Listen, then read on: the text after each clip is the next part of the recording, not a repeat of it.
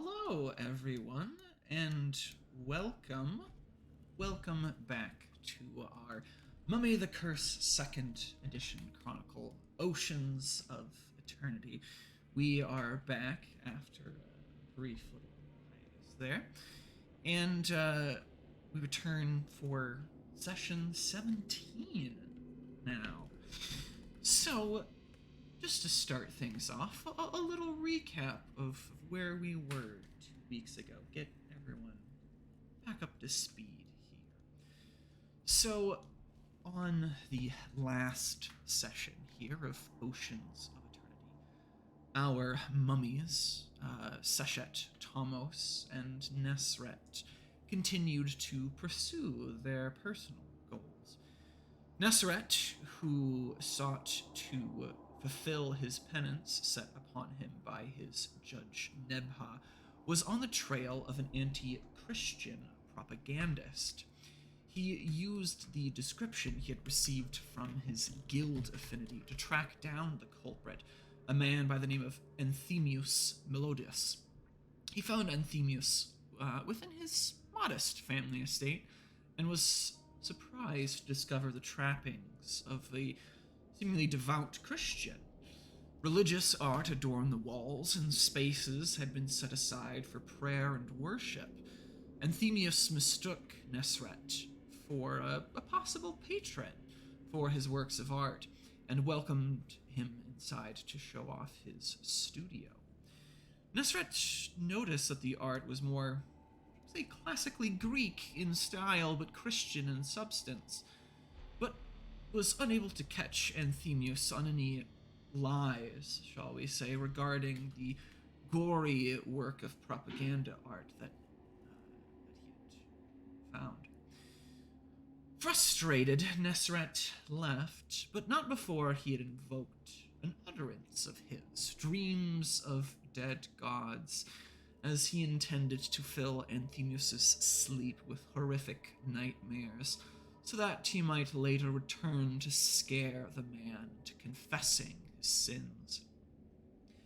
But the magic would take time to work, so Nesret returned to the tomb to handle other affairs.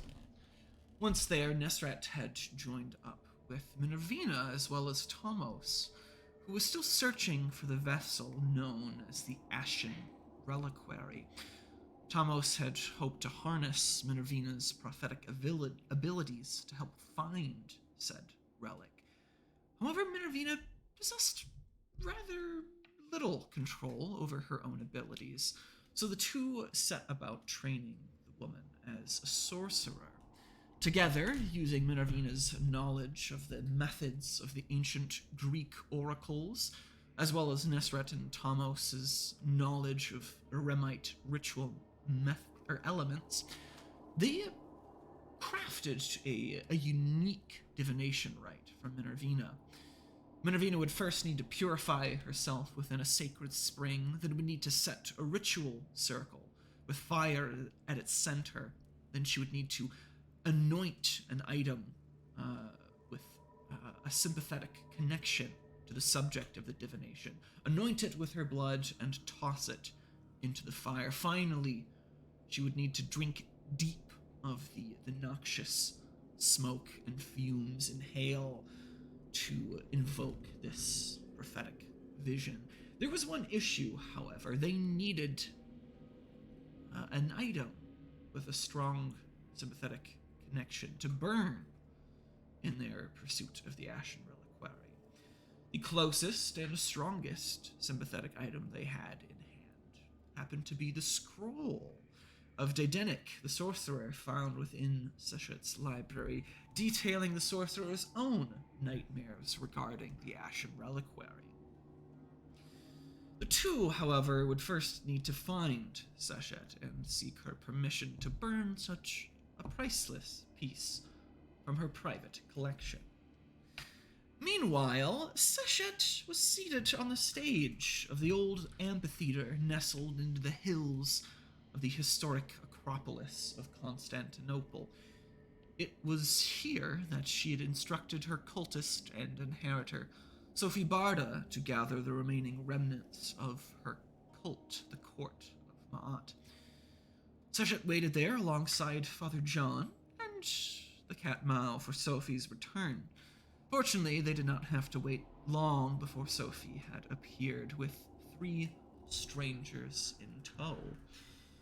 And although the trio were anxious about this reunion after nearly a decade apart, Seshet used her honeyed words to put them at ease. She had the trio introduce themselves and speak of the events that had transpired almost 10 years ago. The cultists, Cephalus, Prisca, and Agnellus, shared their stories and revealed a new piece of information: that Seshet had been feuding with another Arisen. Seshet, satisfied, moved on to other matters of business. She reinstated the trio back into the cult, as well as welcoming Father John into the fold, and praising her inheritor, Sophie, for the task well done. With the formalities out of the way, Seshet was eager to put her cult to work. She first tasked them with the restoration of the dilapidated manor located above their tomb, and instructed them to seek out another new cultist, the patrician Nicophorus, for funding for this endeavor. Seshet blessed the cult and left them with some inspiring words for returning to the tomb. And it was there that she had encountered Thamos and Nesret, who just so happened to be busy assisting Minervina, of all people, crafting a ritual circle within the sacred confines of your tomb. And that is where we shall pick things up, as all of the parties gather once again, and a bit of explaining, perhaps, is in order. So I'll let you guys take it away. Yeah. So I imagine Sestet has just descended down from the stairs, and we're in the gloomy light of our tomb. I imagine it's still pretty kind of like, it's better than before. Like, there aren't corpses like strewn about everywhere in various like stages of like decomposition. Um, Yeah, and as she sees the two of you and Mavina, like, I guess, like, preparing for this, like, ritual, like, I don't know exactly what she has in mind, perhaps, like, Yeah, drawing circles or whatever, yeah, you currently. yeah, you kind of see like a ritual circle that's kind of been set up. There's kind of like a set of candles sort of ringing the outer ring of this, and a kind of like an unlit brazier at the center that seems to be sort of ringed with sets of eremite sort of hieroglyphs around it. Yeah. Yeah, and there's, like, yeah, she sees all this, she just, like, raises an eyebrow, at all this. What is Nessa and Thomas, like, doing? Like, we know what Menavina is doing.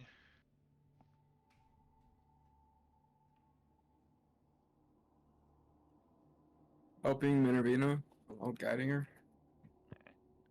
What Yeah, about more or Thomas? less. Okay. More or less helping with the ritual.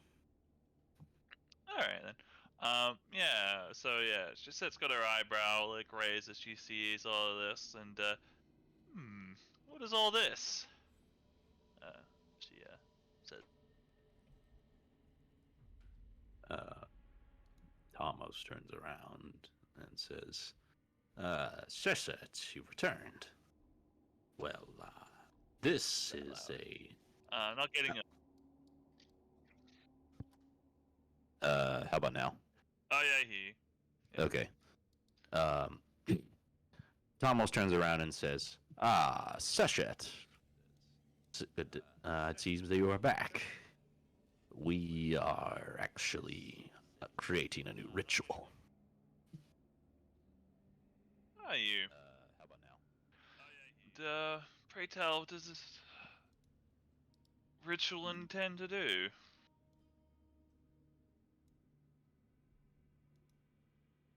Almost kind of gives a look at Nethright, see if he wants to explain. Oh, I wasn't going to explain. Okay.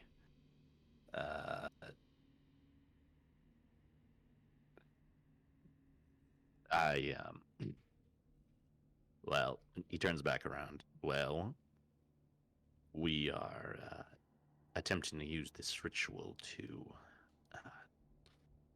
discover where the Ashen reliquaries are.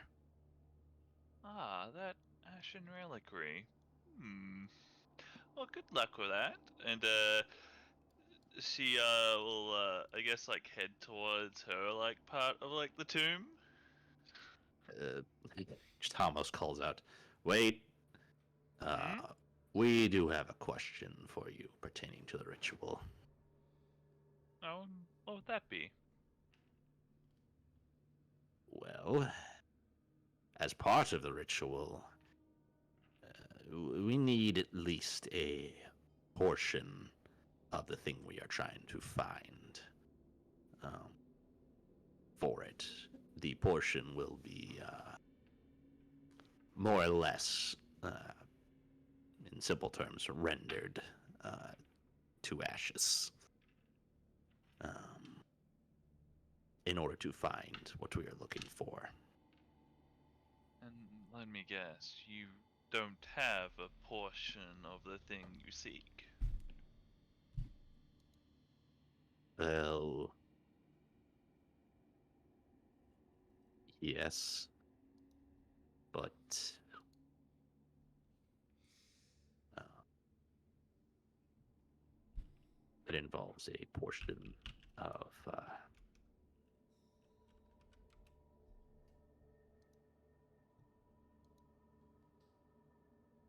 sorry, I'm been a week. I have trouble remembering things. The scroll. Portion of the. Yeah. Okay. We have to take a at least an edge off of the scroll. The scroll of Daedenic. Dedenic? Daedenic. Yeah. Yeah. We do not, thankfully, with our powers, we do not have to destroy the whole thing. But, well, we figured we'd talk to you first, considering this is a work of your follower. She like breathes in and like nods very slowly. I understand. I value my collection very highly, Thomas. And a portion of even one of my works isn't something I'd be willing to let go lightly. I'll tell you what. I'll let you have your piece of my collection that you desire.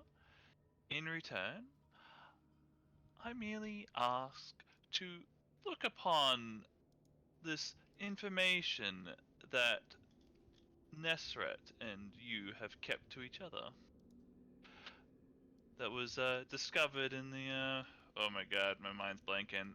What was the name of that church the other day? Saint Yeah. Polyeuctus. Saint Polyeuctus. Yeah, I know. You miss 1 week and everything goes. Yeah. Well, it doesn't help that it's been like 2 days in game, but it's like what, been like 4 weeks.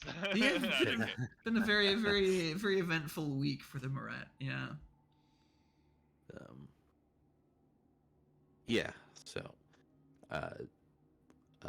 Almost kind of looks like he has no issue with that, but he does look to Nesseret and kind of says, "Do you have an issue with this agreement?" I mean, if you trust her, that's your decision. Well, I'll leave it to you. well, we are within the same Marat, are we not? I said what I said. Hmm. Yes, yes, that deal is acceptable. We will also take care to not take any of the information on the scroll when I we take a appreciate piece. it. Yeah. One moment, and she will go and retrieve a very precious scroll. And yeah, I guess the exchange of information begins. Yeah, she comes back with a scroll. I'm guessing you guys come back with the I guess like the what was it, the notes? Yeah, the encrypted notes. Yeah. Yeah, Thomas will grab those. Yeah. Shazette tries to like remain composed, but you can tell she's like very eager to like, ooh, what's this new information? Uh, yeah. And when I get a look at them and I realize that they're encrypted, it was like a code or a cipher.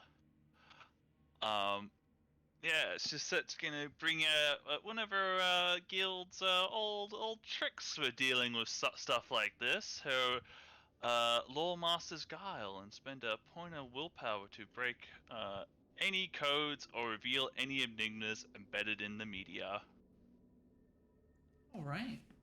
You indeed Hey, spend that point of no rolling for me. I just read what's on here.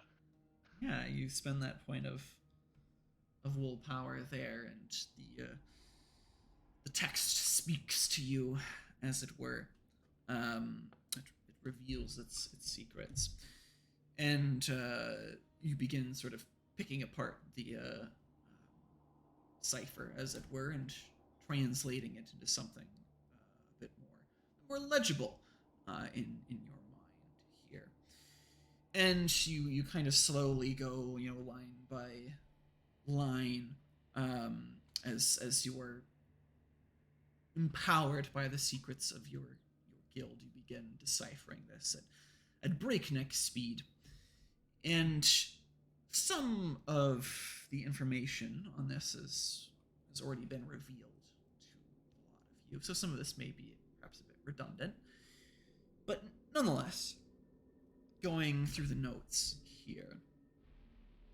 Again, they, on first appearance, appear to be a mixture of Eremite and ancient Greek, and as you begin poring over the documents here, from what you can surmise, it appears to be sets of instructions specifically directed towards an individual known as Feridun, with the recipient, not the recipient, the sender being labeled only as the Crocodile Queen. It reveals that there was a mole amongst the crew of the Bucephalus that had tipped this cult off to your investigation towards the chest. Specifically, one of the sailors that you would actually briefly interacted with. The one of the pair, Libanius. It also contains instructions that Feridun is to steal the chest by whatever means necessary and bring it back to the church vault.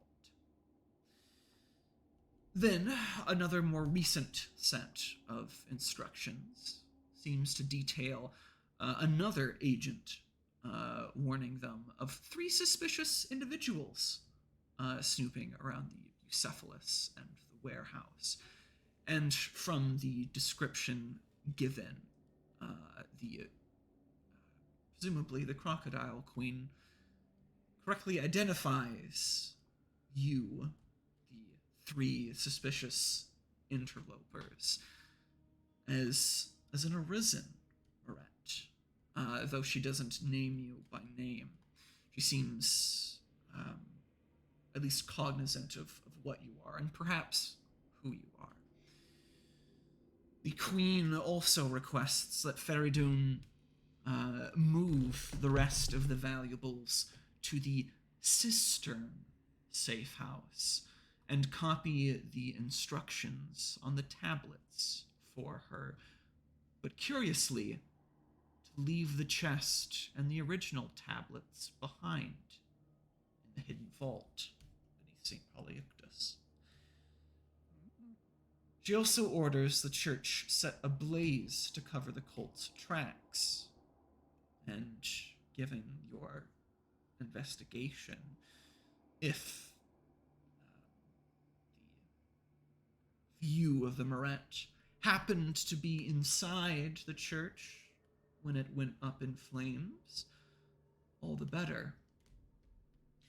Though, curiously, the writer here also suggests not to waste time with the three of you, suggesting that your death would only be a minor inconvenience at this point, and, shall we say, urges this individual to bide his time,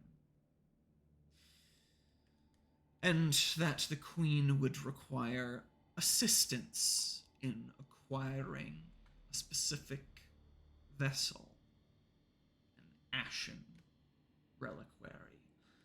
And that is where these set of encrypted notes ends on this sort of ominous request for this mysterious relic. Knowing what you know now, is there any of this that you deign to share with the rest of the Moret, or how do you process this information? Yeah. Ooh. This is not good at all. Why would you keep this from us? Or keep this from me, Nesret? Are we not allies? I don't know. Do you not know what this means? It doesn't change anything I'm doing.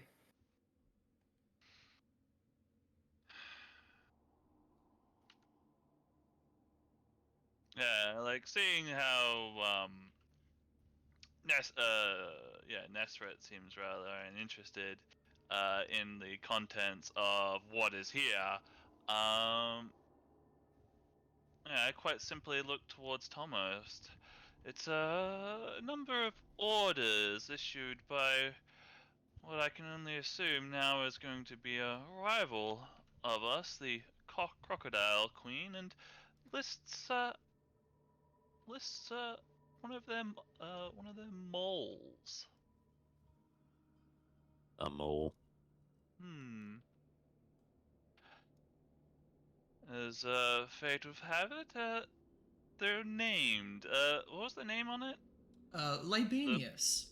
Yes. That one of the pair that you had talked to on the ship appeared to have been the mole which had tipped off the cult to the arrival of this chest and its mysterious contents. Yes. Yes, a Libanius of the Bucephalus stole the Ashen Reliquary. And what's more, it also lists where they've moved their base of operations to. One correction. You said the Ashen Reliquary, but I think you meant the White Jackals. Oh yeah. Chest. Yeah. Yeah. All good. It's been a week. All good.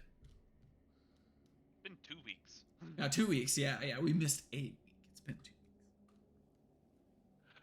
weeks. Yeah. Sorry, where'd they move? The Uh, White Jackals, what?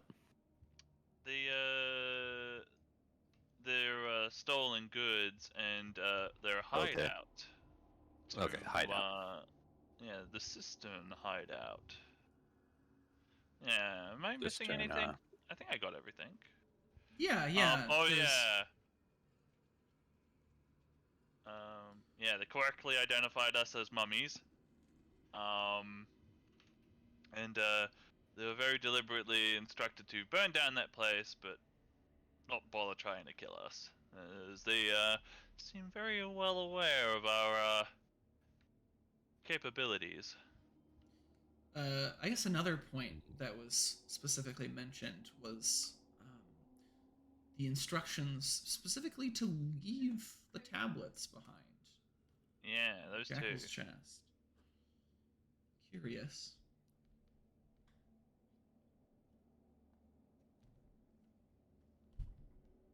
Mhm. Uh, Well, I shall have to pay Libanius a visit in the near future. yes. Let me know how that goes. I have some of my. I'll give you every little detail. I have some. You of my... can, based on if you look at his eyes, you can tell he's enraged.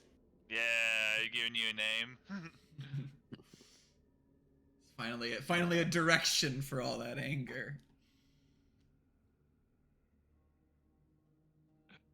Yeah.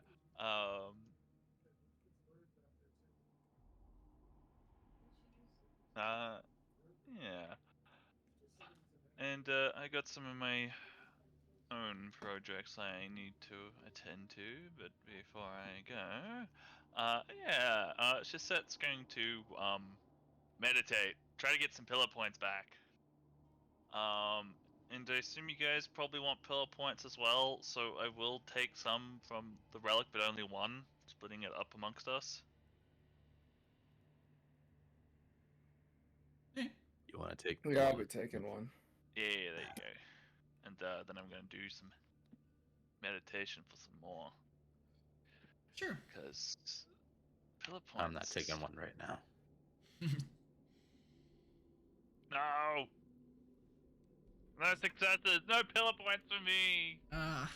It's perhaps a little hard to meditate when the rest of the Moret's trying to put together an occult sorceress ritual in your meditation Strange chamber. disembodied voices, I can deal with that. But you know, like this model, like running around, like, man, like it's really bothering me. The living in the space for the dead. Ugh. Apparently, some people just don't have a mind for tradition. Some people are getting too close to those warm bloods. All right. Yeah, but yeah, once she's done, she will head out and continue her search for the Disc of her 10. But I imagine the camera like follows her up the stairs and turns back around towards the two mummies and still in the room. Yeah, who now have the final ingredient, shall we say, to this rite, this ritual they wish to enact. So the stage is more or less set for the two of you, and Minervina, you've kind of assisted her in painstakingly, setting up this circle. You've instructed her on, what hieroglyphs to paint and where, and how the flow of the circle, the design, everything to your perhaps exacting design. But it doesn't take you, shall we say, too long after Sechet's, shall we say, departure to put the finishing touches on the ritual circle here. And with sort of everything in its proper place and scroll, or Daedenic's scroll in hand. A lot of you can begin, but before we get started, I suppose, do you guys have any last words or advice for Minervina before she attempts to perform her first ritual, her first act of true sorcery? And you see, like, she's kind of filled with that sort of mixture of like excitement, but also like that sort of like nervous, anxious energy.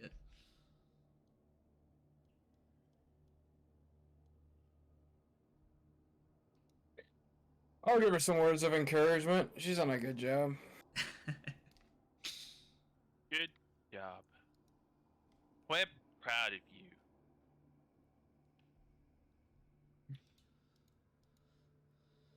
All right. Yeah, you share a few kind words with Minervina, and she kind of looks about to the two of you to sort of nod, give you the go-ahead, as it were. And she takes one of the torches off of one of the sconces along your tomb and brings it to the brazier in the center of the circle and sets it ablaze and goes about lighting the rest of the candles around the perimeter of the ritual circle here. And you wait for a bit as the fire sort of builds and crackles and burns until it has reached a sort of roaring blaze. And as the fire reaches its zenith, Minervina kind of looks towards the two of you and she says, "If you'd be so kind, the scroll," awaits you to pass on this priceless possession of Sechet's.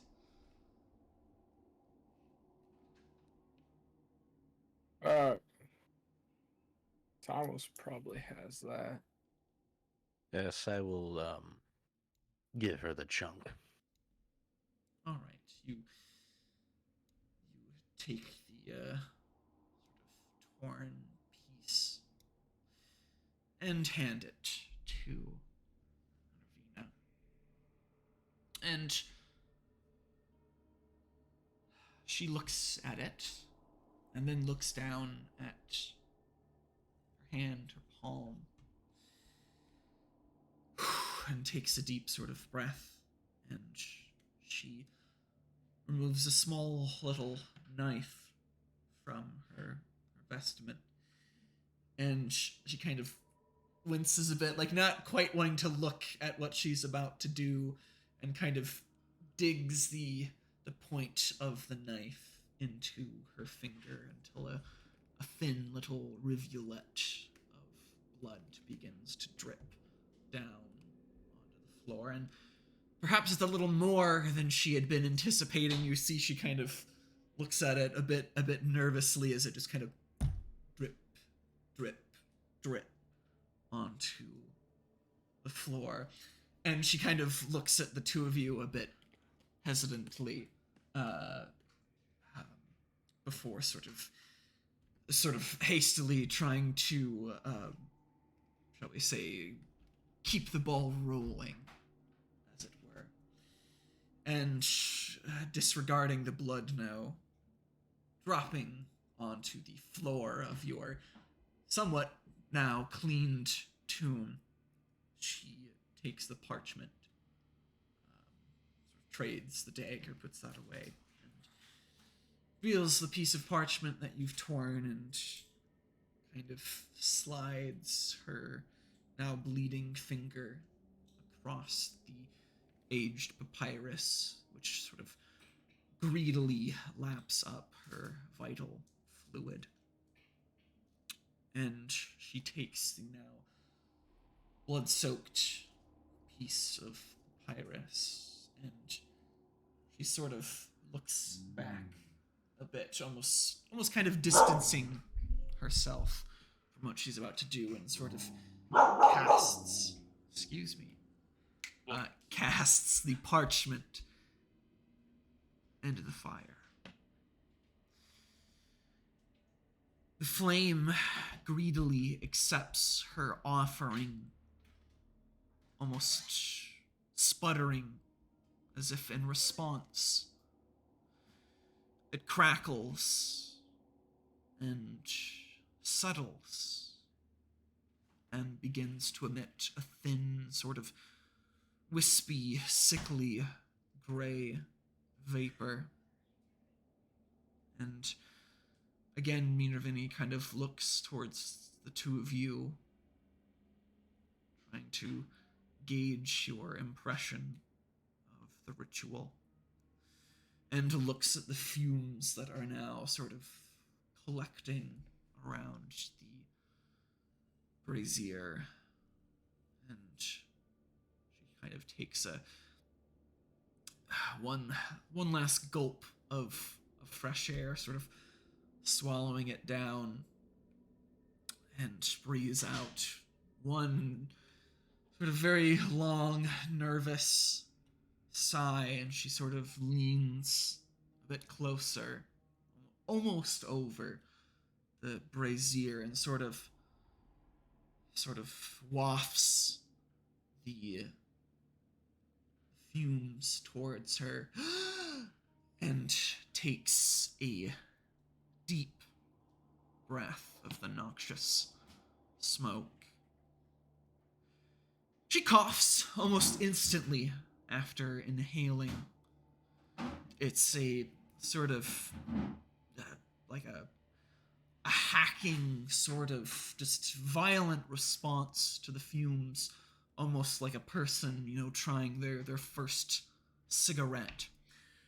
And she kind of keels over as she's hacking up these fumes, kind of falls to her knees, and she's still sitting there, kind of coughing, trying to catch her breath, but breath never seems to come. And Minervina collapses onto the floor of the tomb. What do the two of you do? Do you wait and see what happens? Do you rush to her aid? What's going on in your heads? How are you responding as this ritual unfolds?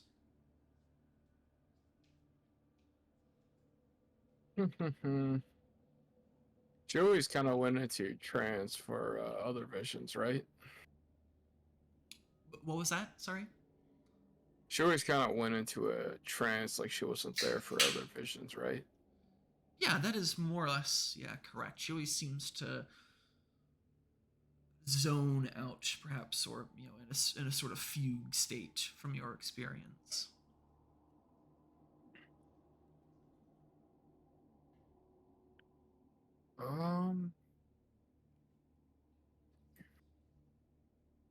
I will probably let it go. Because it is a vision. So okay, this probably seems normal. If I had to guess. Okay. So. I think Thomas will. Initially, he was kind of leaning back on the wall, watching, kind of,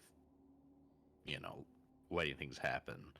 Now that he's seen this, he's kind of like stood up straight a little bit. He's like, okay, I don't think anything's really wrong, but in case something else does happen, I want to be ready.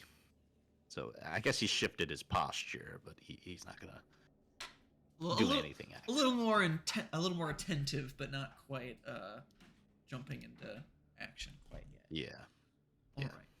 So at the ready. yeah, the two of you wait, two of you watch, and eventually, Minervina does gasp again. Her breath is ragged, and she convulses on the floor. And you see her eyes open. There's no pupils. Her eyes have sort of rolled back into her head, just sort of fluttering at the edge of her eyelids. And as she sort of writhes on the floor, there gasping, she stops. Minervina sort of shifts her weight on the floor and kind of half picks herself up, sort of half lying, almost resting on her arm, kind of head down. And words leave her mouth, but strangely, it almost doesn't sound like Minervina. And it's certainly not Greek, which leaves her lips, but a Remite. A curious turn of events, considering neither of you have bothered to teach her the tongue yet. And again, she speaks, but the cadence, the rhythm, it doesn't sound like her. It almost sounds like she's reciting something in this Aramite. And the muttering sort of elevates to, shall we say, audible speech, and you begin to pick up the words more clearly. And Minervina says, "The gods expressed their discontent. The gods made the sky from the north come with a tempest of ashen rain. It caused darkness in the western region. The sky was unleashed. More than the roar of the crowd, was powerful. On the mountains, more than the turbulence of the river Cataract, which is at Elephantine. Each house, each shelter that they reached were floating in the water, like the box of papyrus on the outside of the royal residence for days, with no one able to light the torch anywhere. Then His Majesty, Pharaoh Abmos, said how these events surpass the power of the great God and the wills of his divinities. And His Majesty descended in his boat, his council following him. The people were at the east and the west, silent, for they had no more clothes upon them after the power of the god was manifested. Then His Majesty arrived in Thebes. He was informed that the funerary concessions had been invaded by the water.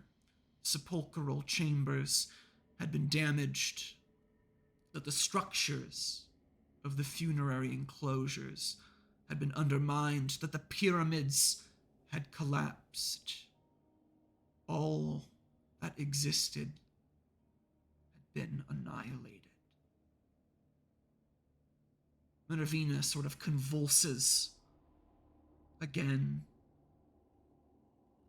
But this time she sort of picks herself up off of the floor and stands sort of almost kind of juddering, still convulsing as she stands sort of twitching.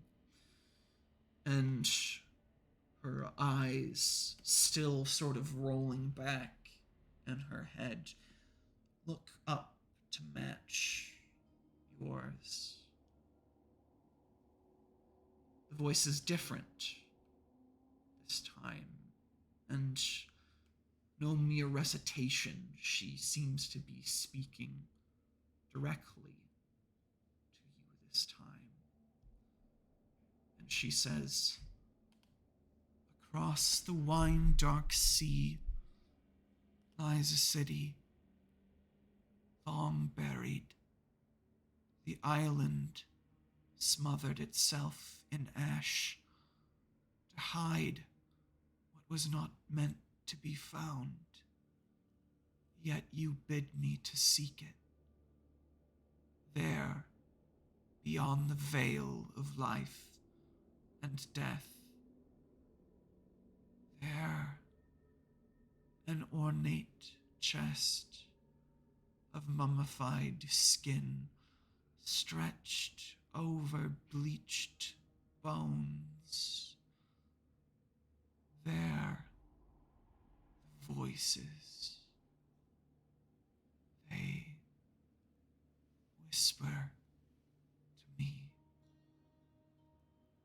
They speak of the secrets of lost Irem and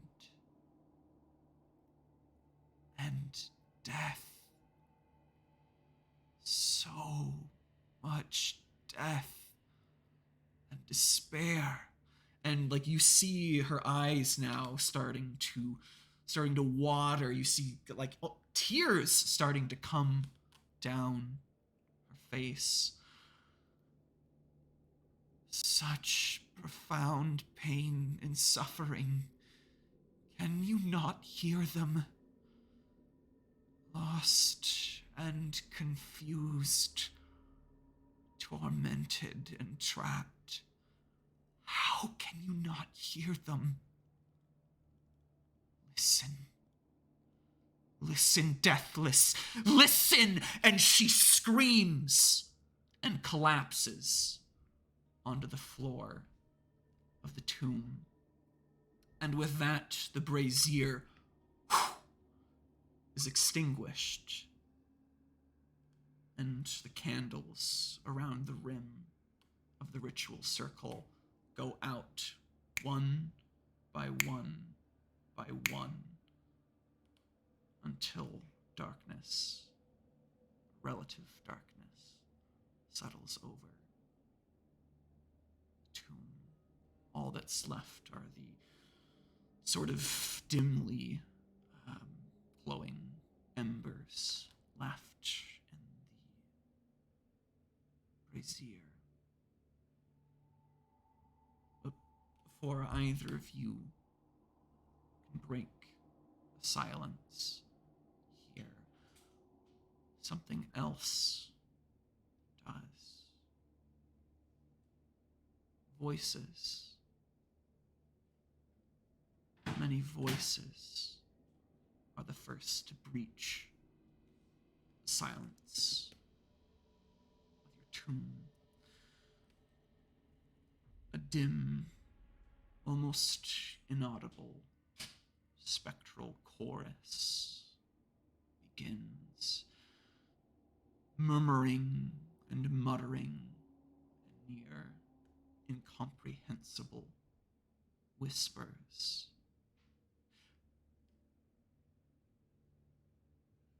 The voices slowly grow and intensity. How do the two of you react? Thomas's first thought is to draw a knife and try and listen for where the heck these are coming from, if he even can. Sure. And what's Nesret doing at this point? I'd probably go to standby Minervina. Okay. I guess ready to. I don't really want her to die right now. Fair enough.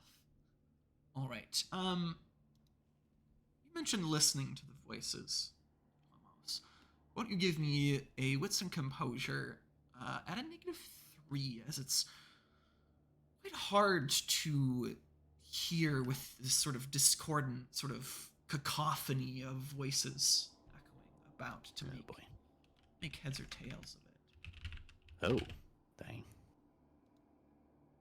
Wow. Let's see here. Solid 3 successes.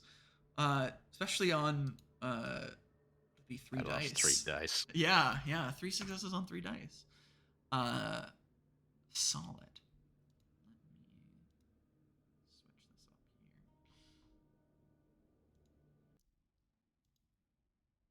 Switch our music. So with this,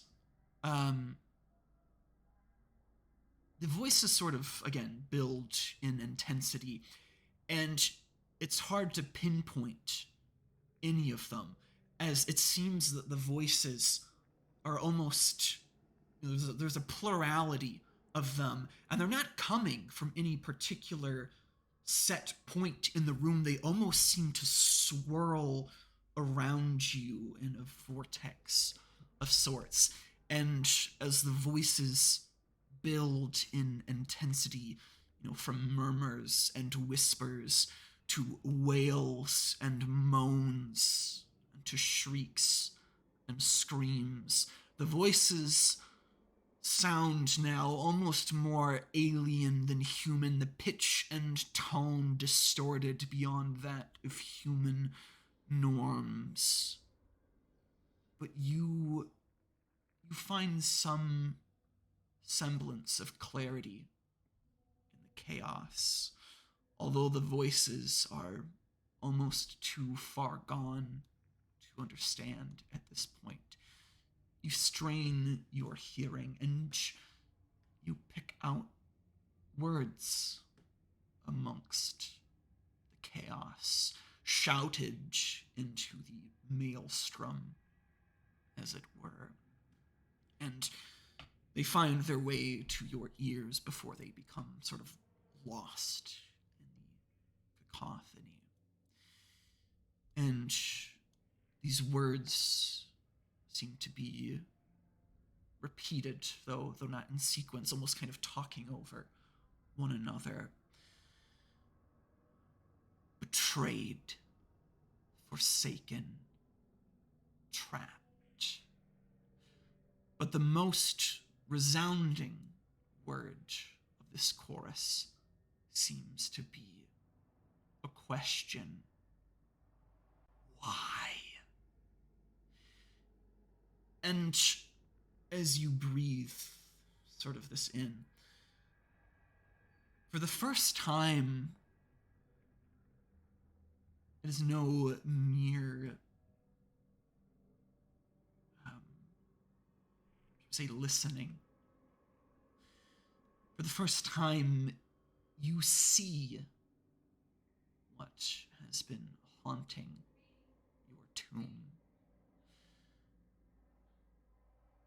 There is a mass of ghastly figures.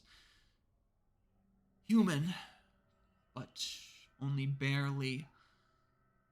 They spin about the room almost as if caught in some invisible whirlpool. Their limbs are stretched and contorted, their faces twisted into a grim tableau of pain and confusion. Some throw themselves at your feet in submission.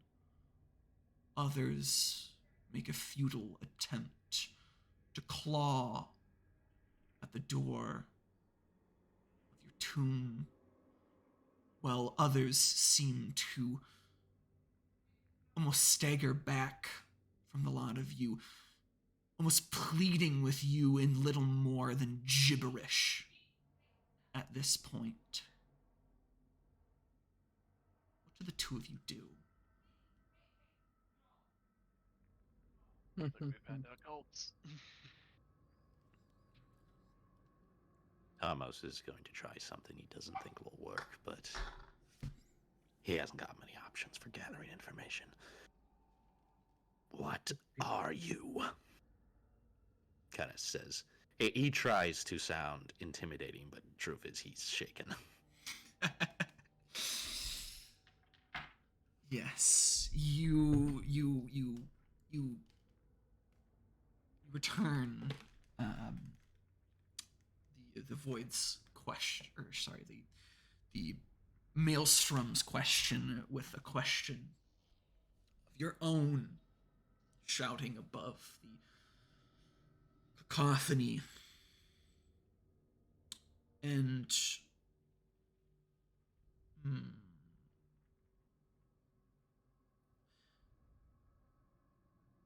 why don't you give me Can I make a memory roll? Yeah, absolutely. I mean, both of you can if you so choose.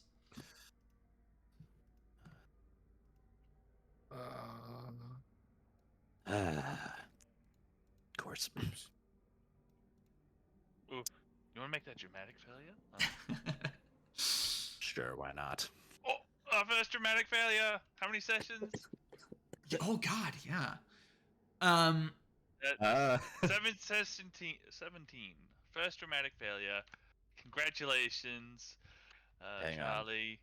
Hang on. I see another potential one. Ooh. Do we want to make a grave miscalculation at this point? No, I'm not going to. Okay. I'm not gonna farm the. fall. Let me take the fall. All right, so you sort of scream your question into the void and sort of strain to recognize the flickering faces as they appear before you before being drugged back into the current of this maelstrom. And at least for Nesret, there's no sort of spark of recollection. And indeed, it's quite difficult given just how little they even seem to resemble humanity at this point. Their faces almost looking like something out of a freak show. More than that, sort of twisted beyond what any sort of mortal deformity could ever hope to inflict upon upon a living face. But ephemera is a different canvas. And memory being a fickle thing, you can't help but find some sort of recognition in these creatures. And to the best of your understanding, you don't seem to recall them, shall we say, personally, but you do have an inkling of where you might have seen such specters before. Some hazy recollection, perhaps. Something that leads you to believe that these are no mere ghosts. That these are some specter, some shade, perhaps, drug up from the depths of Tuat. That only that infernal place of death and judgment could forge something so despicable. And given the proximity of the fiend to your tomb, perhaps it doesn't seem that far off.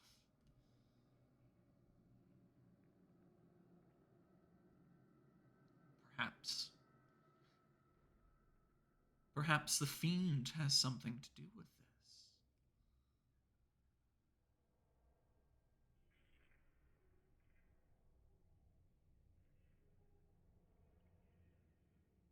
The gears in Tomos's head turning. How do the two of you react?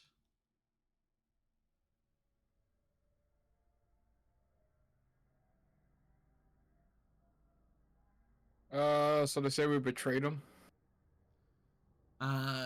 You haven't actually heard these voices. Would you Oh, like? I haven't heard anything. Would you like to try? Yeah, I'll try.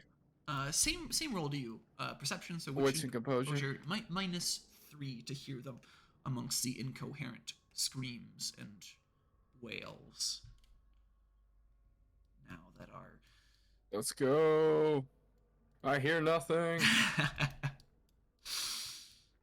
Yes, it's a bit hard for you to hear amongst the alien cries of pain and anguish that seem to drown out even your own thinking. It's hard to even focus with this cacophony battering the lot of you. Maybe I'm reveling too much in the success of this ritual. My teachings. It's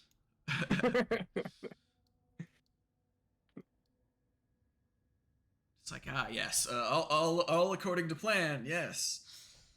Yes. How was all the success? Drowning in my success. It's succeeded beyond your wildest dreams. What of Tomos? You've heard the voices. Betrayed, forsaken, trapped. Why?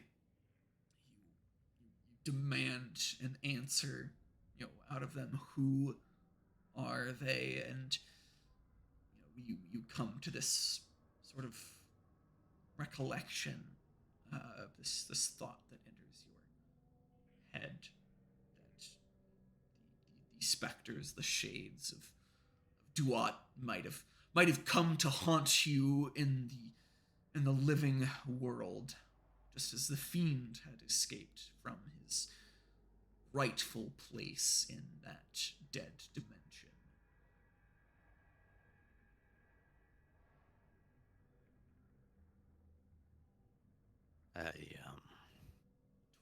Tormenting you, perhaps, with this apparition.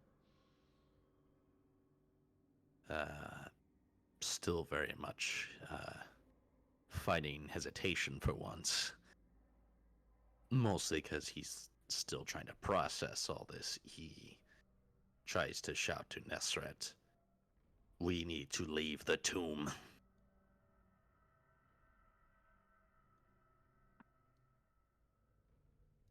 What's Nesret respond? Back at you, like, surprised. Like, what? Leave the tomb, can't you hear them? They Do are I yelling. just hear sounds? Why don't you give me, we'll say, another perception check, though we'll do it at -1 this time, as it's a little easier to pick out a the person right next to you as opposed to the incoherent ramblings of this maelstrom. A singular success. All right, yeah, you managed to like pick out some of the words, and with enough sort of repetition, you kind of get the idea of what your fellow Arisen is trying to say to you, that suggesting, that the two of you need to leave, or the three of you, I should say. Oh, I guess I'll pick up Minervina and let's head out. Maybe this worked a bit too well. Yeah. Way in over our heads. And Too no. good of a teacher. I have no abilities that could counter this. and let me see here.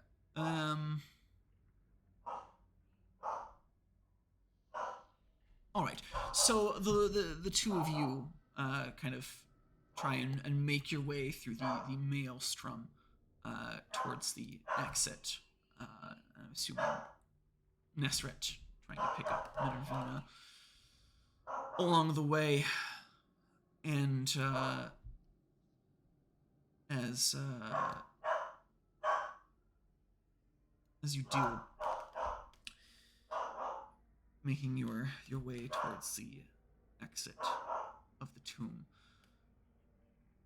the specters begin to, shall we say, for lack of a better word, extinguish. One by one, each of them vanishes with a horrific screech as their ephemera fades, some flown or flung, striking the wall of the tomb, slinking down, others beaten into the earth itself. They all seem to go flying or slump down onto the floors and walls of your tomb, and begin to fade away, each one again punctuated by a scream, wail. And they leave sort of, I would say, ghostly outlines around the floor and walls of your tomb, and especially for you, Nesret, the positioning seems a little familiar, rather eerily reminiscent of the bodies that you had spent so long pulling out of the tomb. But as the dust settles, as it were, as you're kind of making your way out of the tomb proper, with the last of the wails, there's a different voice that chimes in, far more comprehensible. Oops, excuse me. Not barking. Far more comprehensible than the incoherent wails of the damned. A familiar voice. That of the fiend. And there's no grand apparition, no pouring of scarabs out from the wall. Simply a voice. Sorry. And the voice sort of echoing off the now dead, silent walls of your tomb.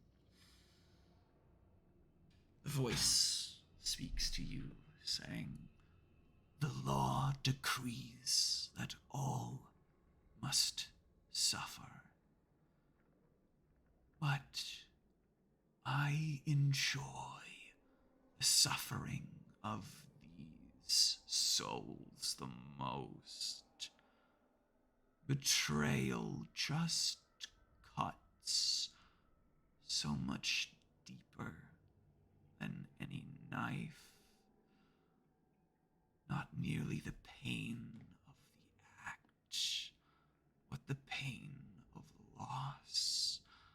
The gnawing, aching void of where trust once grew. Where it might never grow again. The earth of the heart, salted by the act. There will always be a betrayer, one that holds the knowledge of betrayal,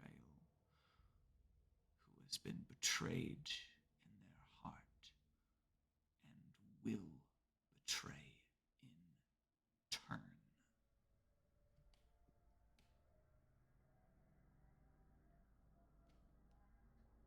And with that, the room goes quiet once more. We're gonna deal with that fiend at some point. How do the two of you respond? How do the two of you react to this? Or are you just already booking it at the tomb? Well, actually, as soon as Tomos hears the fiend and hears the words, he becomes angry again. Shouts at it. "You will pay in due time, fiend. You will haunt our tomb.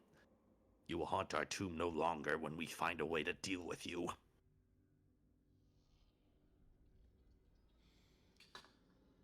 There's no response. Simply your own words echoing off the walls of the tomb back to you, leaving you to fester in your anger. One last act of anger, he raises his hands with the dagger still drawn and yells, "Come out!" And again, your own words bouncing back towards you. And at the same time, Nasrat, you're seeing this unfold. You're seeing the saber rattling of your companion, Tomos. The ominous words of this scarab fiend. How are you reacting to these two events? So I couldn't hear the fiend either. No, you Or- can. Both of you could hear the fiend quite Okay. clearly. Okay, so I just didn't hear the voices earlier. Yeah, you heard the screaming. You didn't hear the their betrayed, forsaken, trapped. Why? Okay. Perhaps Tomos might share that with you once his anger and What was the line he said about betrayers again?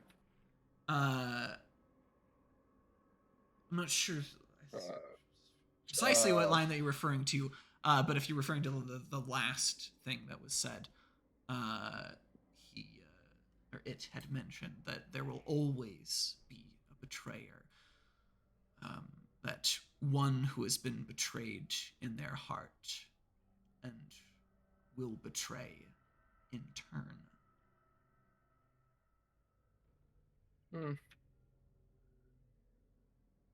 This sort of suggestion that betrayal seems to always beget more betrayal.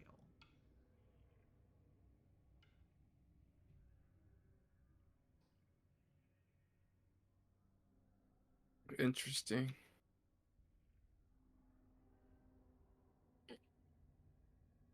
I'll probably Nesra will probably be pondering what the fiend said. Well, Thomas shouts at him. Or attempts to shout at him. I mean, he could probably hear you.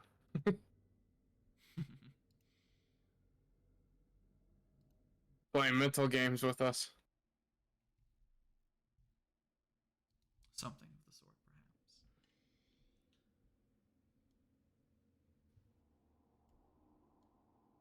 All right. With that,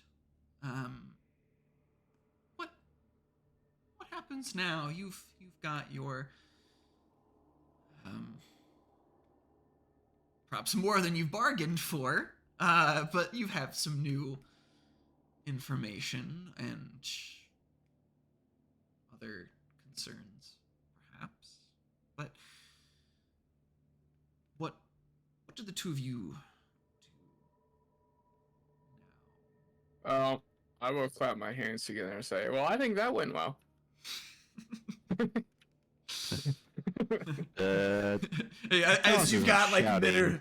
Minervina like slumped over your shoulder. Well, Thomas isn't shouting or swinging his dagger randomly around anymore, but he's just stewing in anger, shaking. Well, I think this would be a fantastic opportunity to calm down and take a little bit of a breather. So, like, He's white knuckling his dagger at the moment. Learns about a traitor on the Persepolis, and now there's these ghosts haunting the tomb, and the fiend's mocking him. We get so angry he could just explode, couldn't you? Thomas remembers a little detail, and he decides he will go act on that information to help alleviate his anger. He shoves the dagger back, turns around, looks at Nesret and says, "Do what you will with your companion. I'm going to have a discussion with Libanius." I'll just nod. And he'll storm past and go back to, oh my gosh, the names I'm just forgetting. Captain Captain Bacchus. Bacchus. Yeah. Yeah. And ask him where Libanius is. Yeah, something of that sort. All right, so you're heading in that direction. Where or what is Nesret intending to do now? So, Minervina's out cold. For now, I mean, you might be able to rouse her again. I feel like these flesh people don't like hard floors. Would I know of any place? Well, I don't want to carry an unconscious person through the streets.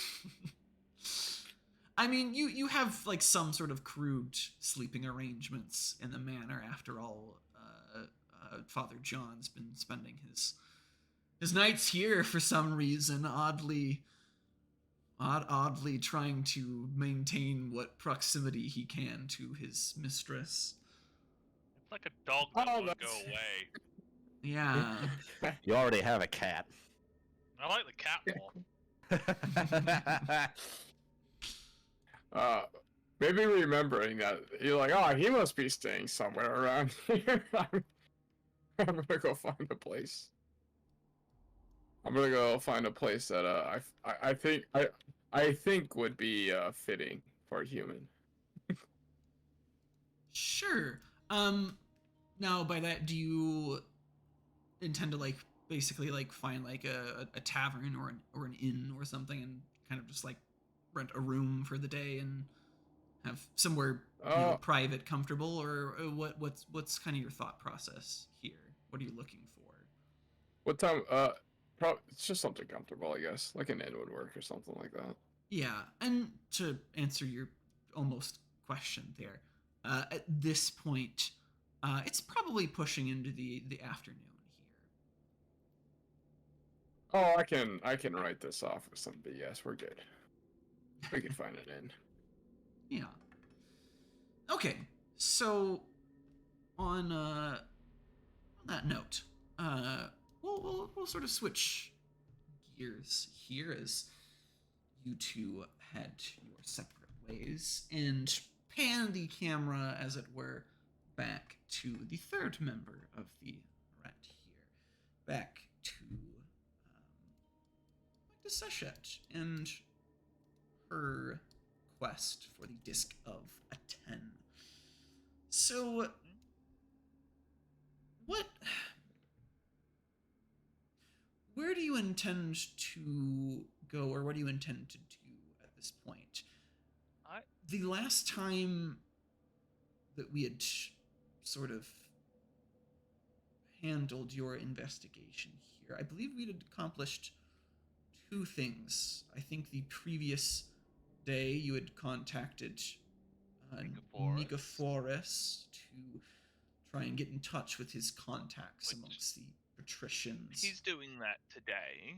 Indeed. He's gonna need time to do that. And so she said, and you had also, I believe, tried to follow your sense of Kefir around the city, that had led you to sort of this assumption that the disc was somewhere near the, for lack of a better word, downtown area, the heart of Constantinople.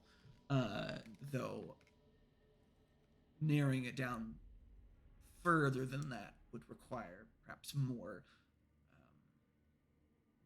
investigation, more poking your head around as we'd kind of as you discovered sort of this field, shall we say, the manipulation of the life web of the city, sort of obscuring the latent energies, the Sahem sort of bleeding off of the relic into the world, kind of getting muddied with whatever is going on with the life web at this point, that you are probably presuming is in some small part, if not in its entirety, being undertaken, yes, by the White Jackal and his machinations. Yeah. Yeah, Shasette, since it's a brand new day, and that means she can talk to people again without, like, having problems, is heading towards, the harbor of Theodosis, where a particular, what was his rank? I forget, Questor? Quaesitor, yes. Quaesitor works. Athenaeus Leprechaunus. My new favorite Latin word, Quaesitor. So fun to say. You were a as fellow bureaucrat. Fellow bureaucrat. They probably would have, like, well, there might be some record of this item coming in to the city. Like, there might be some lead there to chase. Also, there's I like bureaucrats. Like, he seemed like a really cool dude. Not like my touchstone or anything, Baka.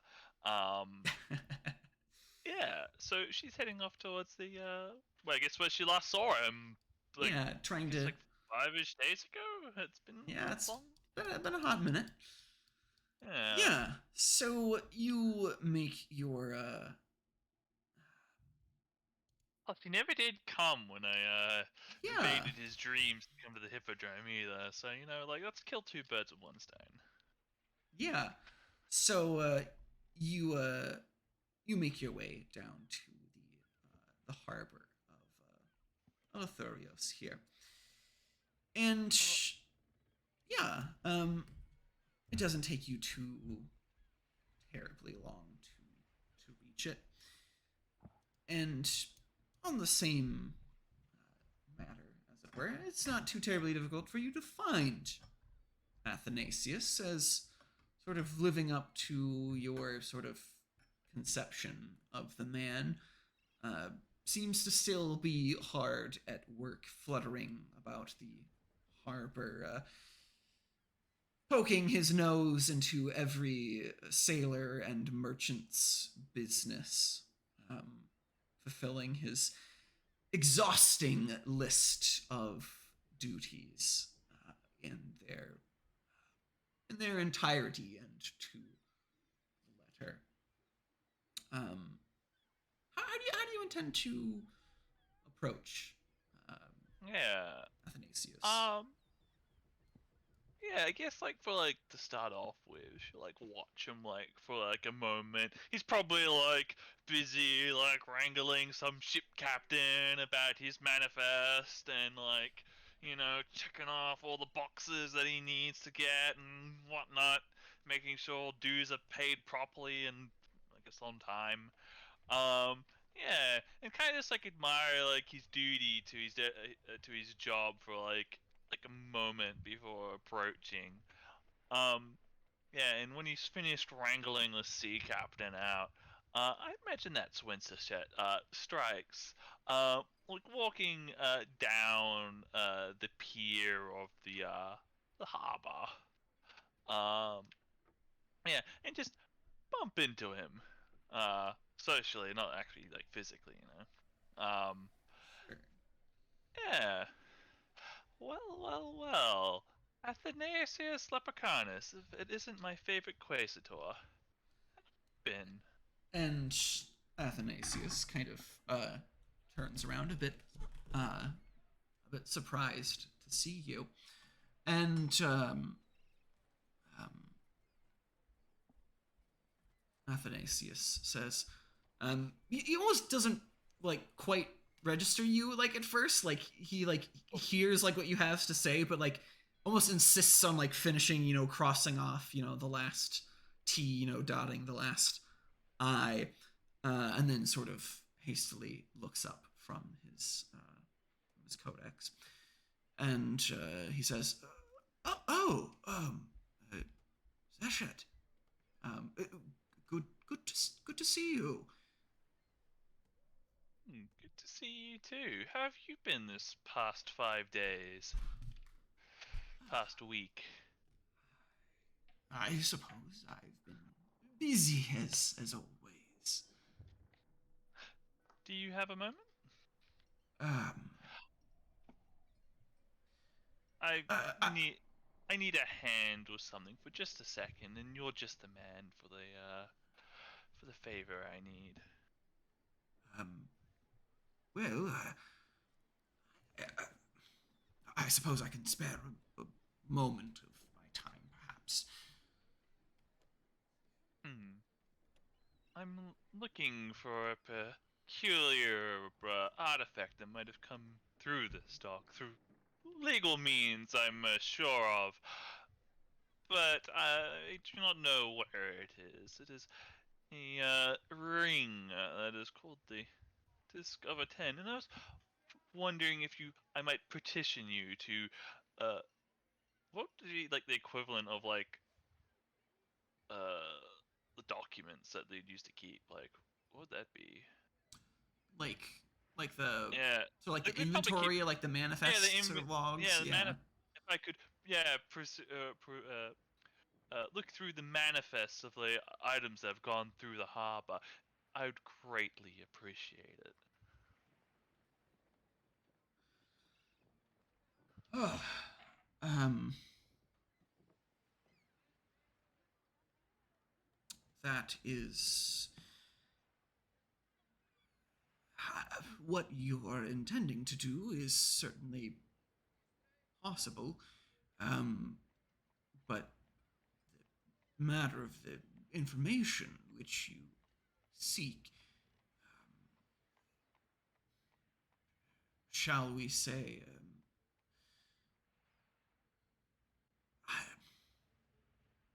as much as I'd love to help you in this moment, I'm afraid you're going to have to file a formal request to access the documents. I can't just simply, waltz in there and open them up for you. I mean, that would be a breach of protocol. Understand. Where might I be able to file this request? Well, that depends. How, I suppose, do you have any idea how recently you've, suspect this item's been through? Probably some time ago. It would probably, yes, I don't have an exact date. I'm Hmm. working backwards from here, so... Yes, I know shockingly little about it at the moment. Well, fair enough. But perhaps with a bit of luck, I might stumble across a reference or two. And, I'm going to use an ability I haven't had the chance to use. Uh, Suzette's going to activate her Crown of the Wadjet and spend a point of willpower, as it sounds like she's going to be interacting with a mortal bureaucracy here in a Yeah. second. Some bureaucracy, Um, yeah. Yes. When she interacts with a mortal organization, bureaucracy, or administrative process in its official capacity, she may spend a willpower point to ensure the interaction resolves swiftly in her favor if possible, fate greasing the wheels to take a tenth of the usual time to complete. This does not cover up blatantly illegal or bizarre elements of the request or interaction, but renders everyone in the process eager to please and quick to make exceptions in the Arisen favor. It cannot be used on cults of other Arisen. So, yeah. Get greasing the wheels, Fate. Yeah. Greasing those wheels indeed by fate itself. So, with that, Athanasius here sort of, gives you the rundown on how you might request that information, and as well gives you how do I put this? A reference, as it were, sort of says, mention, my name, and perhaps they might be more amenable to your request. But yeah, he sort of gives you, in probably exhaustive detail, the steps that you need to go through to formally petition the harbor authority for these logs that you are seeking. And with your beautiful affinity, smoothing things along here, the gears, as it were, intricate and complex of this bureaucracy, perhaps Byzantine, you might say, pale in comparison to the power of an Arisen such as yourselves. I've been wanting to make use of this affinity for 17 sessions, and I finally get the chance to do it. Indeed. And given your affinity, I'm not going to spend too much time, shall we say, on your interaction with the bureaucracy. Almost a bit of a flash forward here, as it were, as we sort of see little snippets of you arriving at the port authority and striking up a charming conversation with the secretary there, and almost effortlessly gliding through this process. Everyone rather eager to help you in this endeavor.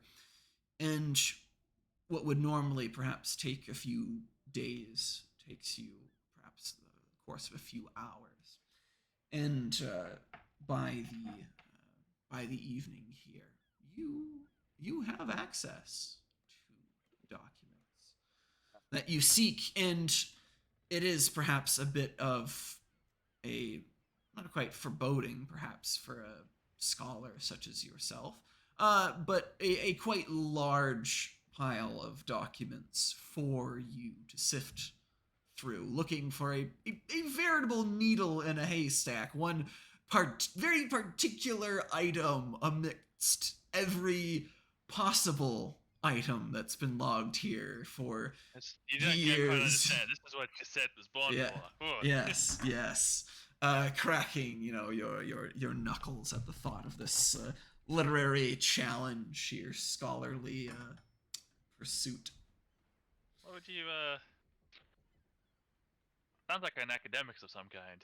Academics intelligence? Yeah, let's go with that. That seems probably the most applicable for sort of hardline research of poring over.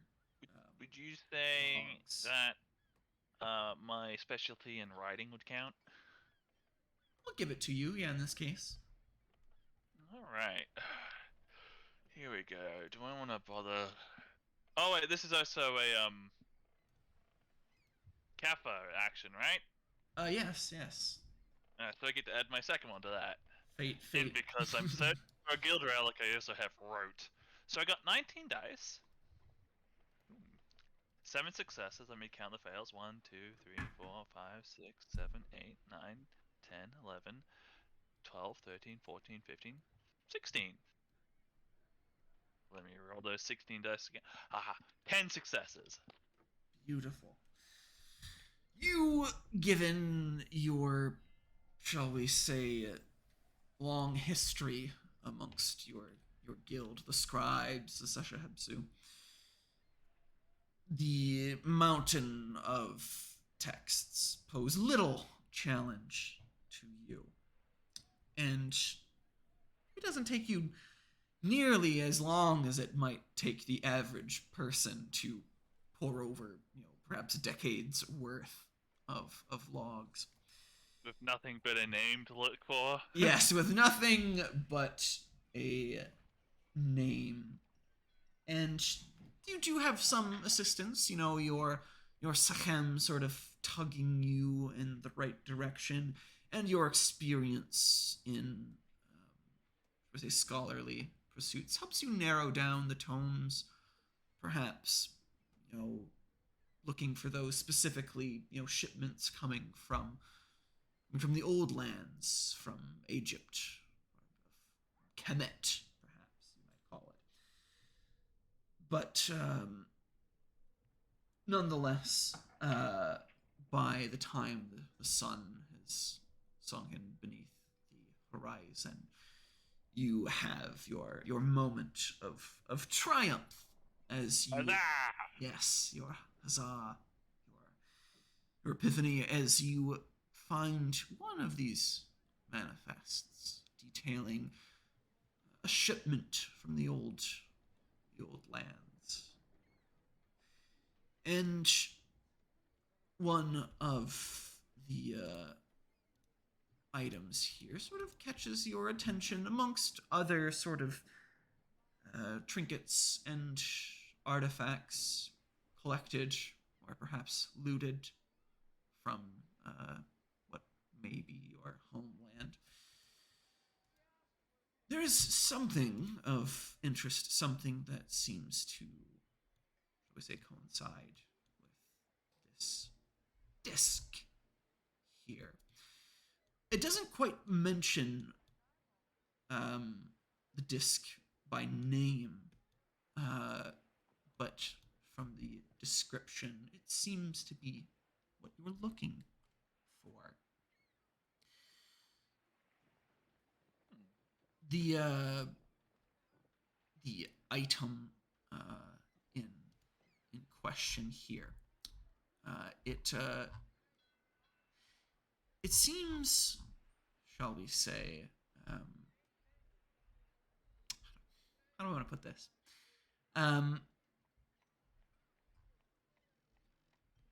The description that you're given is an engraved signet ring made of ceramic and inlaid with gold, with a solar motif, one that one that you would recognize as a mark or a symbol of, quite obviously, the solar deity, Aten. And Oh, the solar disk of Aten.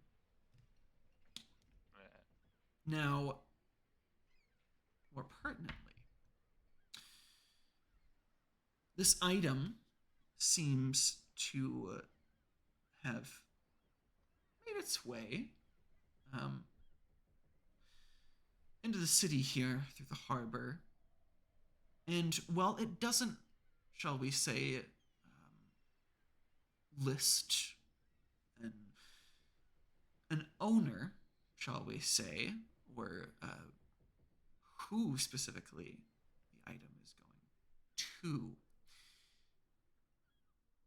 rather, it suggests that this item seems to have been part of a collection. A collection that happened to, at least at first, made its way to the Imperial College. Well, guess I know where I'm going next.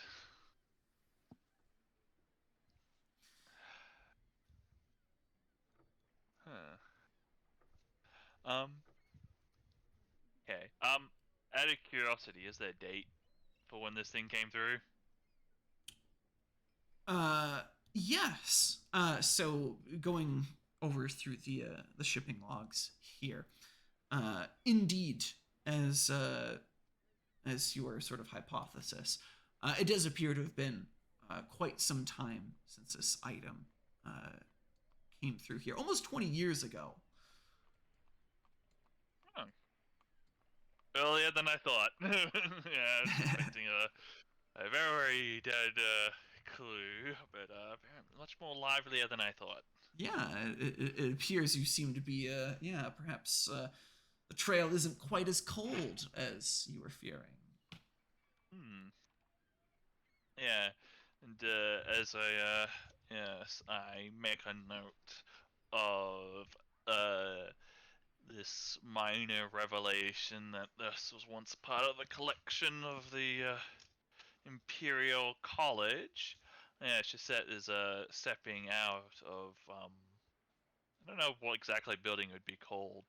The archives of the harbor. Yeah, yeah. Yeah, he steps out of the archives of the harbor and sees the sun begin to, I guess, like trickle down into the. Actually, no, it wouldn't be into the ocean. Where the ocean's to the south. I guess like set like across the hills of the past the Theodosian walls. Um, yes. She briefly thinks about Athanasius and like debates between visiting him again just before she leaves the harbor and making her way towards Nicophorus, his manor. And think I think she's gonna spend just a few more minutes here in the harbor and look for Athanasius if he's still around. Uh, yeah. So, indeed, you spend a couple more minutes sort of um, perusing the harbor, and perhaps you're not surprised to see that Athanasius is still hard at work, um, poring over, the last of the day's events, as it were. Um, yeah, Shazette will approach him. Thank you, Athanasius. I managed to find what I was looking for. Your words seem to open many doors for me. Oh, well, I'm glad I could have been of assistance to you. Hmm. I'm curious, Athanasius. I've only ever seen you work. Is there do you ever, ever finish your job? Well, the harbor never truly sleeps, but I try and rest when I can. Mm. But oh, you know how things are. There's Uh, always ships coming and going, and well, with a Somebody job has to make a job as important as mine, well, I don't rightly trust anyone else doing it.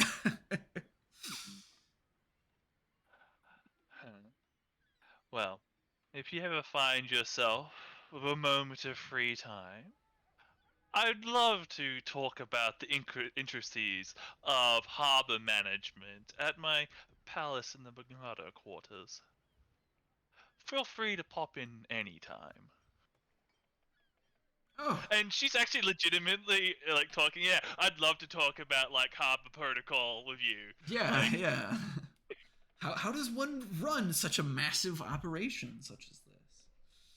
yeah, And yeah, at first, like, your sort of like inclination of like, oh, like, what do you do like outside of work? And like Athanasius is this kind is of like distant, yeah, at first, and then you're like, oh, like let's talk in depth about your work, and like there's like a kind of switch that clicks with Athanasius, um, as the subject of conversation kind of turns towards that, and Athanasius kind of looks at you and he's like, well, that does sound quite nice. Uh, Perhaps I will have to stop by sometime on the rare occasion I have some time to myself. I'll see if I can't stop by. I'd appreciate that. as would I. Till we next see each other, Athanasius. And yeah, Sisette's gonna bugger off and head for Nicophorus's manor on the. Was it the fifth hill? Yeah, over on the fifth hill of Constantinople. Yeah. All right. I think before we get to that, as the sun is kind of setting and you're saying your farewells to Athanasius and set off towards Nicophorus here and to see what he's learned in the meantime, I think we're going to put things on a little bit of a pause here and take a brief little break. So, if you'd all be so kind just to sit tight for a couple moments here, we will be back shortly. So until then, just sit tight, and we'll be back in just a bit.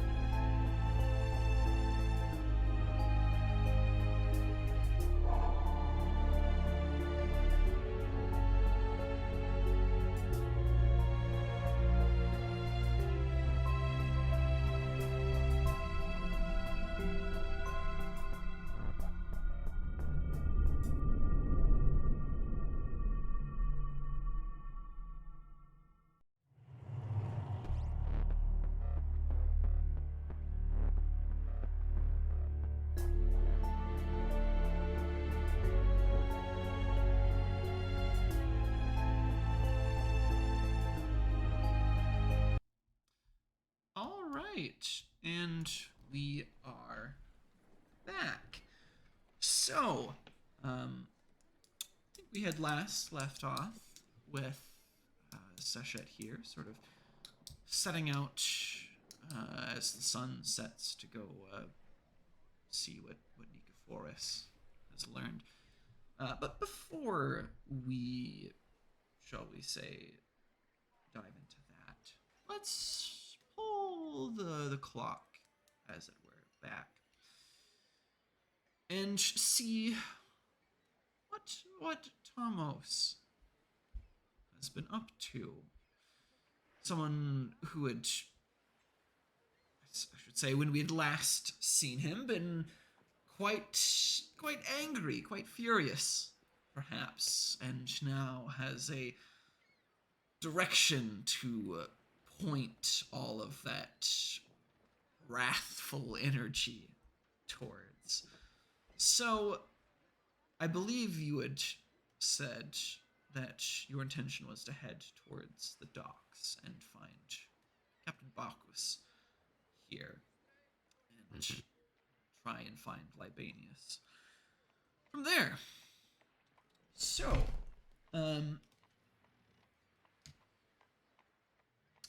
let's pick up there.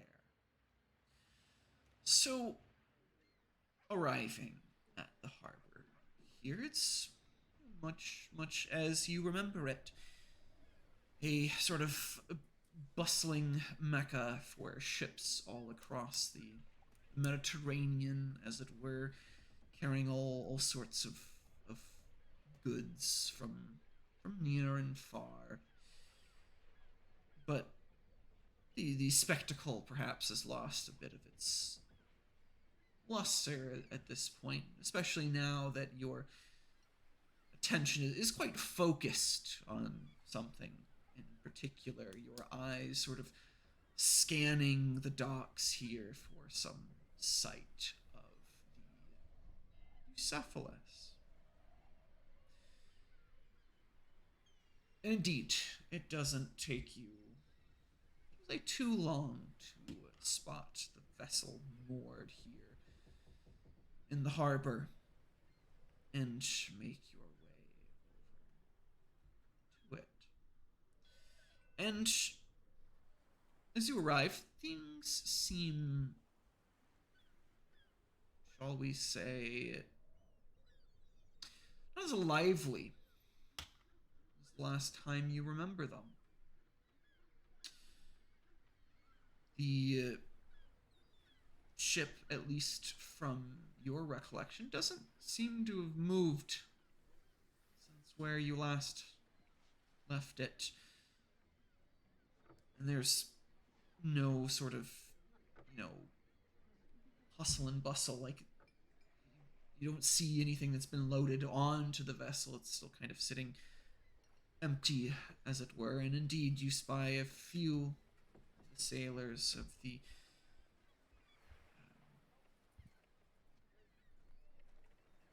Bucephalus here kind of ambling about. But you don't spy Captain Bacchus, at least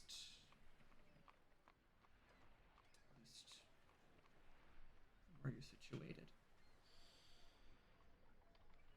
But again, the vessel's here. There's a few of the sailors about, sort of kind of listless, kind of uneasy.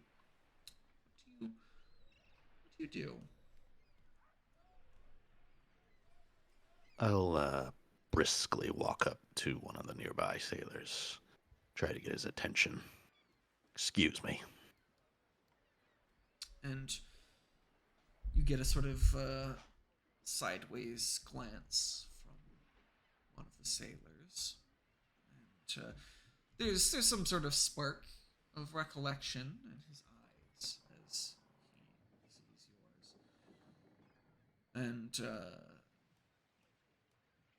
he says, yeah? What do you want? I wanted to know where Captain Bacchus is.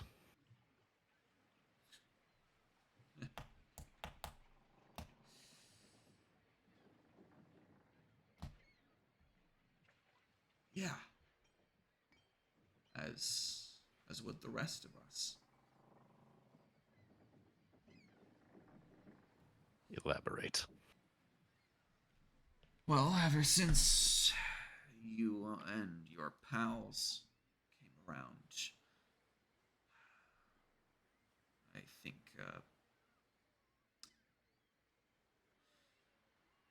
something scared the captain. He left that night, and he never came back.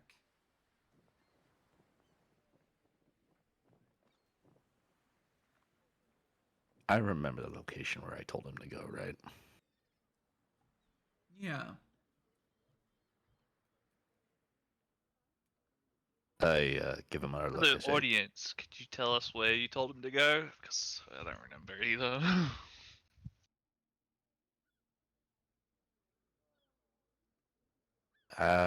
Jeez, it's been too long. Did I tell him to go to Father Vitatsi's by any chance? Or did I tell him? Did I tell him to go to Eutrophius? I don't have many places to hide him. Yeah, I think the implication at the time was you had I think you had conferred with Vitalius at some point.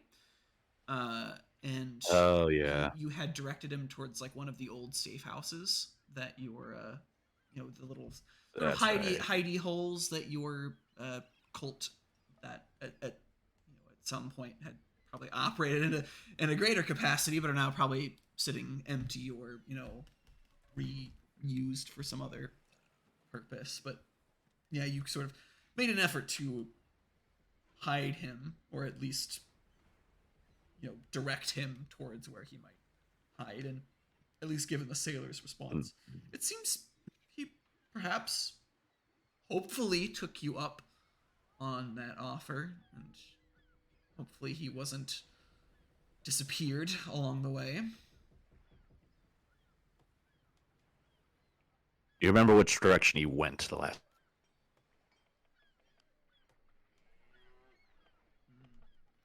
Well, I'd assumed that he was heading back to his home, but I, I'm sorry, I don't rightly recall. I wasn't exactly paying attention.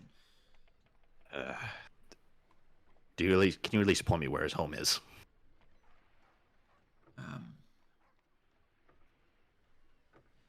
I mean, I can give you the general sort of. I can find it. I'll be able to find it. Just tell me what you know. All right. And you talk with the sailor, and he, he doesn't know precisely where the captain lives. His exact residence.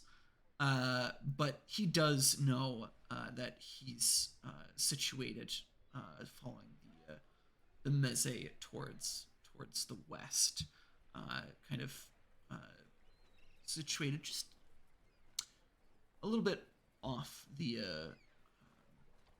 coast, as it will, or as it were, somewhere near the Church of Saint Mary.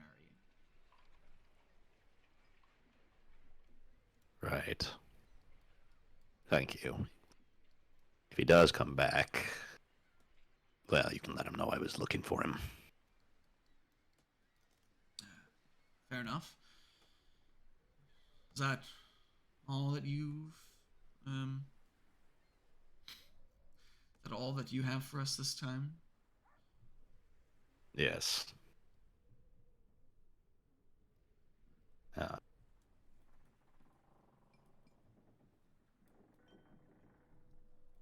And Tamos will abruptly turn around and head towards the direction of St. Mary's. And while he does that, he is actually going to use his his affinity, I believe it was Nexus of the Soul, to talk to Vitalius. Bring banana phone. Ring, ring, indeed. You draw upon your affinity here to strike up yet another telepathic communication with your inheritor, Vitalius. How do you broach? How do you open this conversation with Vitalius's? I guess you're the only one that can at least initiate. Vitalius, this is your lord. Tell me, how are your legs? Well, they're fine. I suppose. I'm good enough to walk, if that's what you're asking. Do you And think you could scout for me? Scout? I want you. Yes, of course. Yes. I want you to go scout. Do you remember the safe house, the old safe house you mentioned to me a few nights ago? Yes. Yes. Please go there quietly and check it out from the outside. Make notes. Don't go inside though. And when I check back in with you later, I want to know what you've seen. But as I said, try and stay out of sight, and if possible, get Eutropius to give you a cloak that and cloth that preferably covers your identity. I would prefer not to. I prefer to avoid any potential attention. wreckage. Yes. Understood, my lord. And again, your job is to observe. Do not intervene. Understood. I will do as you ask. Good. I will contact you later. And Hey, a line. yeah. Hang up. Abruptly leave him with your command, and that's that. Very well. So you directed Vitalius towards checking up on your little safe house, your little hidey hole. What are you intending to do at this point? I intend to go to Bacchus's house and investigate myself. This time I have no qualms about entering it, though. Sure. So, yeah, you make your way, heading west, trying to find the Bacchus residence. And once you're in the, shall we say, the vicinity of St. Mary's, it doesn't take you, shall we say, too long of kind of poking and prodding the locals to point you in the right direction, as it were. And when you arrive, let me change the music here.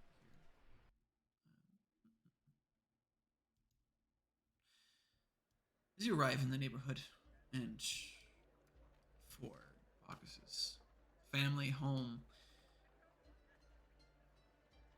what you are greeted with is, shall we say, a quite modest abode for the, shall we say, for the captain of a seafaring vessel. It's nothing grand, nothing ostentatious. It's a very, again, a very modest, sort of small home. It's certainly not a hovel by any means. Probably, if you had to place it somewhere, perhaps lower middle class, Nothing to speak of, but enough that it's not some like small room or a communal living area. He's made something of himself here. But how do you you said you had no qualms about making your way inside. Are you just sort of waltzing inside? Are you trying to like sort of like sneak around and see what's going on? Are you tending to like break in the back? Like what's going on in Thomas's head? What are you thinking of? Or what do you intend to do? I might take a more direct approach. I'll try to look as normal as possible and knock on the door. See if anyone answers it. Yeah. You knock on the door, and after a few sharp raps, you are left with no response.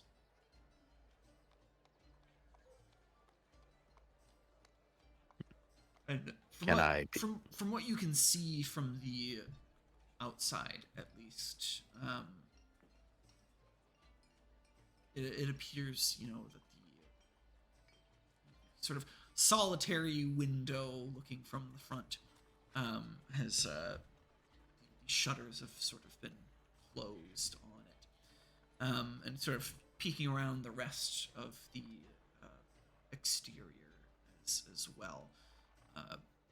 Sort of gives you the impression that either nobody's home or that who's ever in there doesn't want anyone looking in.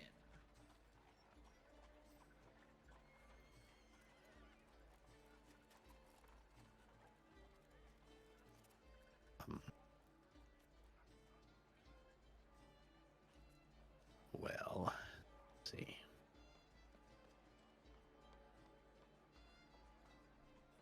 I have a question about one of my utterances, Shadow of Time. Okay. Sorry for the technical stuff. No, by all means. Is it so for tier 1? Is it tier 1 or tier 2 where I can sort of pick a point in the present time and sort of see I guess almost the past, or kind of view what's happened in the past? What utterance is this? Shadow of Time. Yeah, I think what you're thinking of, I believe, is the second tier. The first tier essentially lets you teleport to somewhere that you've been previously. Okay. In Writing that down. In the day. Or sorry, teleport your perception of things. Let's see here. I think the effect that you're thinking of is the second tier, which is the one that does let you teleport, as opposed to specifically observing a location. Let's see here. But looking into the past, sort of, that you're thinking of, I think that is the optional effect on tier 1, which is with a Ren rating of 1 or higher. Rather than your own self, you may witness the past of an object or location she's in contact with, choosing any point within the past week and perceiving how the target and its immediate surroundings appeared at the time, and by advancing or rewinding, essentially experience a recording of what had happened. Okay, that's exactly what I want to do. Hand on the house. I want to see, with the added Ren rating, I want to see rewind back to the night we contacted Bacchus and see if he ever returned home. Yeah. So, you spend your pillar point there. and throw your perception of time backwards, as it were, to that fateful night. Now, you kind of scrub through the vision until you get to roughly leave the time that you interacted with him and start sort of fast forwarding until you catch sight of Bacchus. And indeed, he seems to have made it back that day. And he makes his way inside residence. And you kind of continue to fast forward. And it's not long after that Bacchus exits the residence. But he's not alone. There is a woman with him. A woman bearing child. Or with child, excuse me. And you see Bacchus here. He's carrying a sack or satchel of some kind that seems to be stuffed quite heavily, sort of bulging at the seams, and he seems to be in a bit of a panic, as it were, almost a bit paranoid, kind of looking about as he sort of takes his pregnant wife by the arm and sort of hastily makes their way out into the night, essentially with the clothes on their back and what few possessions they need to gather. Do you continue watching, or is that sort of sate your curiosity? I will try to watch. Just in case, I'll watch back up until the present point. Basically, thumb on the fast forward button until I see something Anything interesting, yeah. Point You of view. just sit there and start flying through it at blinding speed. And your curiosity is in fact rewarded, as later that night there's another visitor home. A familiar sight at this point. A masked man stands at the doorway, flanked by two other individuals. And they sort of knock at the door. And the man sort of signals to his two companions, who sort of circle around the back of the structure. There's no response. The masked man sort of, shall we say, tests the door, finds it locked or barred, and takes a moment to take in his surroundings, and confident no one else is, shall we say, about at this hour. With a rather swift kick, the door flies open, and he enters the abode. The door closes shut, as the other two companions sort of circle around to join him. kind of fast forward for a while, and perhaps half an hour, 45 minutes later, the trio emerges, perhaps somewhat, well, of course it's hard to get a read on a masked man, but they don't linger around the area, and they sort of, again, sort of close the door on their way out and slink their way off into the night. And perhaps indeed your act of, say, generosity may well have saved Bacchus's life.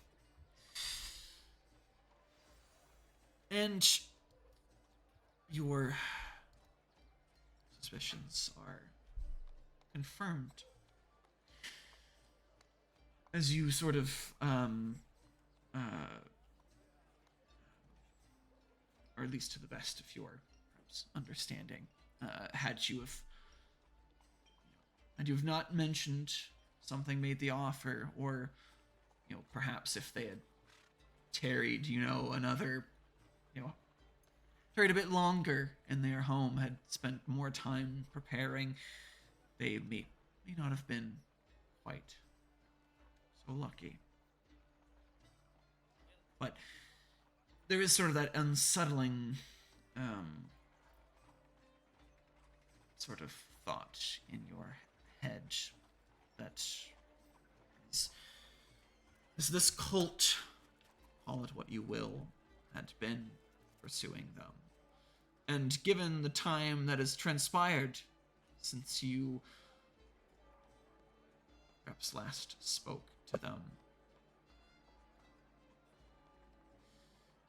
if this masked man is who you surmise they might be, if they are indeed a member of your inner circle, as Vitalius had suggested,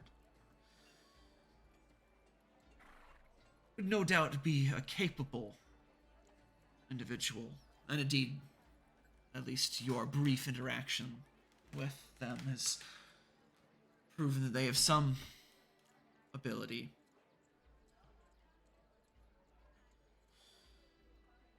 Perhaps in the time intervening they may have found this, but hopefully not. Now, you've sort of witnessed all these events transpiring from, shall we say, outside the home. Are you kind of satisfied with what information you have here? Are you intending to kind of follow up on these or other leads, or are you... Real quick. Sure. Real quick. I'm gonna try the door. Yeah.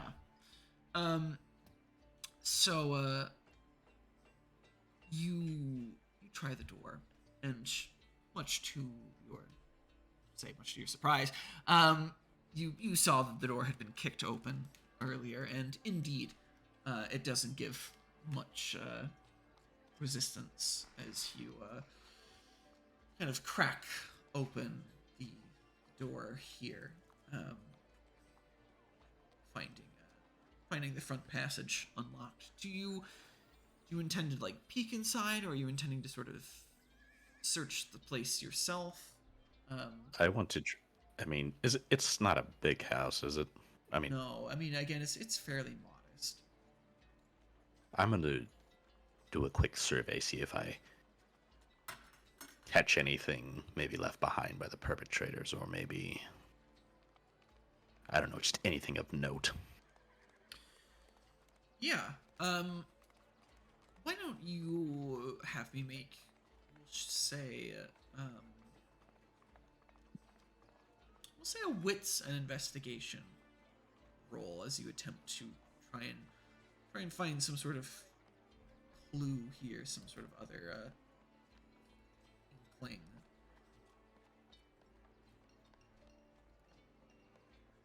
Ooh. Right. 4 successes. So,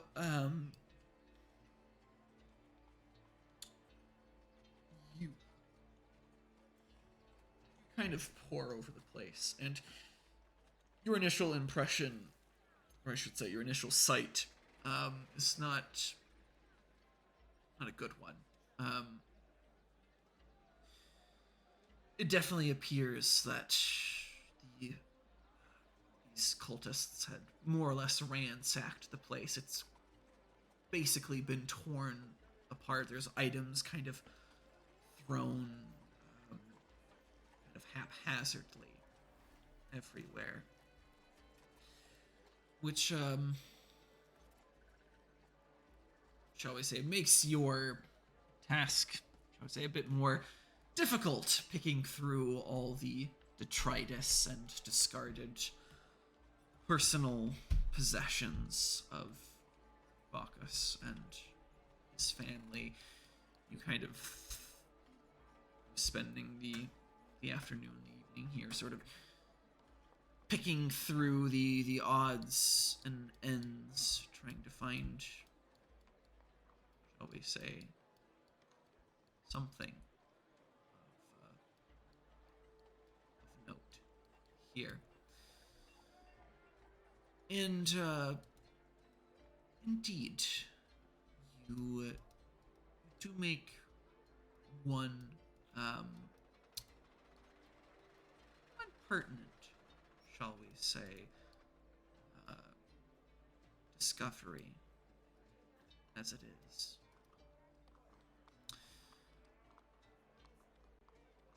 Within the abode,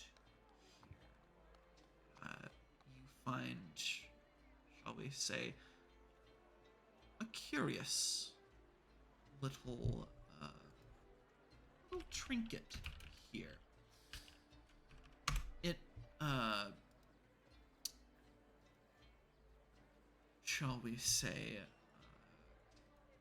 appears to be like a coin or token of some sort. And from what you can surmise, it appears to be actually, that's a good question. Why don't you do you have politics by chance? Let me check. I think I do. Yes. Yeah, why don't you go ahead and give me an intelligence and politics roll? I want to see how much you know about this little trinket here before I am going to put some willpower on that, too. All right. 1 success. Better than nothing. a singular success. So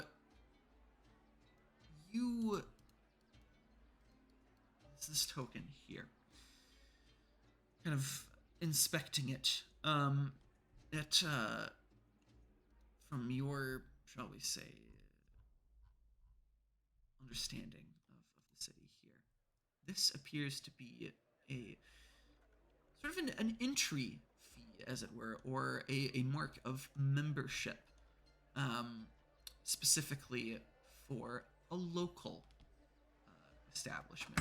Well, local to the city of Constantinople, I suppose. But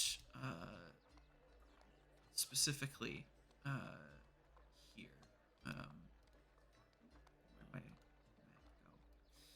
go? One specifically for a building within the heart of the city here. It is a token sort of entry into say, into the baths of. I'm probably going to butcher this Greek, by the way, but Zuipos or Zuipos. From your understanding, the baths here, sort of situated kind of close to the Hagia Sophia, the Hippodrome. It is sort of the classical sort of Roman style, this sort of communal sort of public bath, but these sort of tokens, this small little coin here, from what you understand, seems to sort of entitle the bearer to a private chamber within the baths. Shall we say, a room, a bath reserved for those of the, shall we say, noble classes that weren't so keen on bathing with commoners.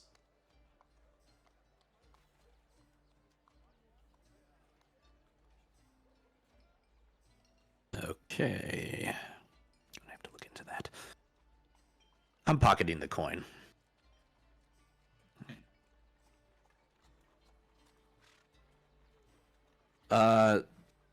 I assume I don't find anything else.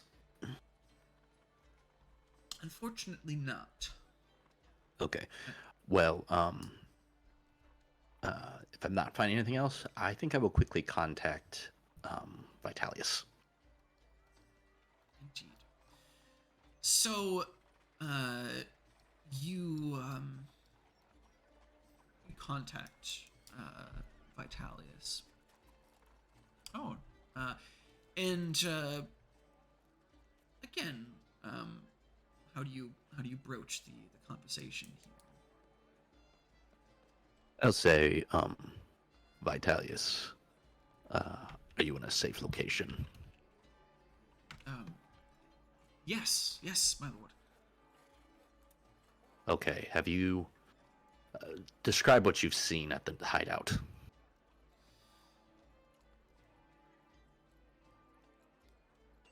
Vitalius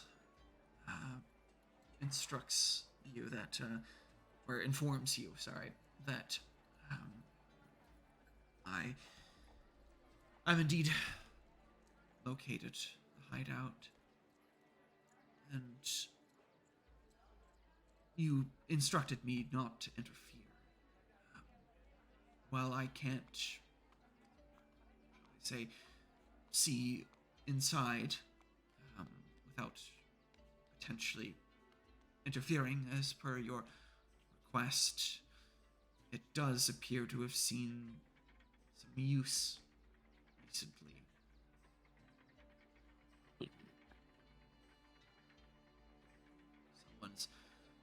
Someone's at least made their way in, sort of implicating that the sort of accumulated dust and detritus sort of give him the impression that, you know, at least the door has been disturbed at some point recently.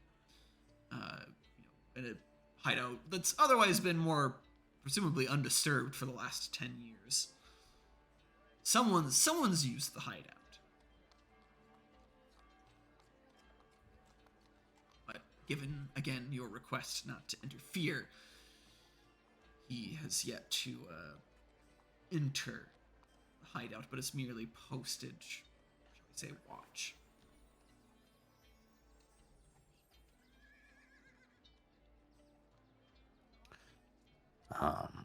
Well, stay hidden for the moment. I will be appearing shortly. I'll meet up with you personally. Very well. I await your arrival, my lord.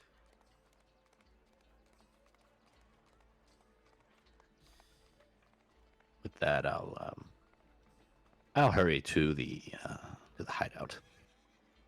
Yeah. Um, yeah, and at this point, we've probably slipped into the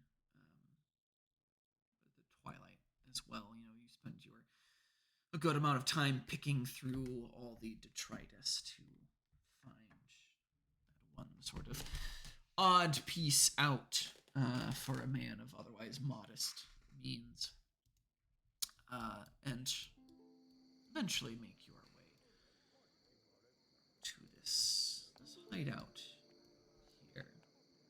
Little more than a hole in the wall, but enough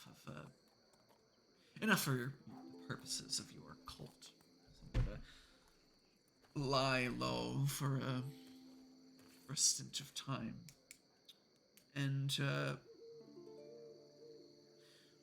why don't actually I'm not going to bother giving you that roll, as you indeed, shall we say, sense Vitalius. And you might perhaps not recognize him first, given the sort of disguise that he's assembled for himself, but the pull of your inheritor tugs you in his direction rather unmistakably. Do what he can to disguise himself. He cannot hide himself from your mystical senses. You cannot hide from me. Always watching. Once he's sure they're both out of sight, he'll give a quick cough, like to get his attention, and say, "Well, it's good to see you out in the field, Vitalius." Glad to be back out in the field. Has anything happened since we last communicated? Nothing, my lord. All right. Well, wait out here. I'm going inside. Do you by chance remember where the tomb is? If not, I can give you quick directions. Inviting everyone to our place now, aren't we? Oh, he's been there before. Yes. He sort of. So this isn't a new person. Yeah. Good thing I'm having it all renovated. Yeah. Kinda Yeah. As you drag your own people into the tomb. Besides, he's a spy. Yeah. But And basically, yeah. Yeah, you suggest, returning to the tomb, and Vitalis is like, Nope. It's been, or no, you ask him. Excuse me. Yeah. If he remembers. No, I where asked the if he tomb remembers. is. Yes. And he sort of implicates. It's been some time, my lord, but I think I remember the way. I'll give him quick directions anyway from this location, and I'll say, all right, for now, I want you to watch the outside again. Stay hidden. If you do think something is gonna miss, though, for example, I'm not back out within an hour's time, run back to my Moret's tomb and see if you can find one of my fellow Morets, either Nesret or Seshet, if you don't remember. And tell them I seem to have been gone a lot longer than I was supposed to. And tell them of the location. Just in case I run into trouble. I will do as you ask. Alright. Good. I may periodically check in via our connection, but just assume you won't hear from me till I get back. So, with that, I will quietly make my way into the hideout.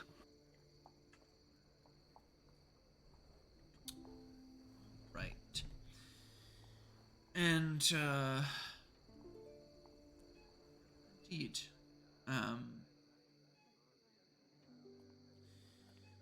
you approach the hideout.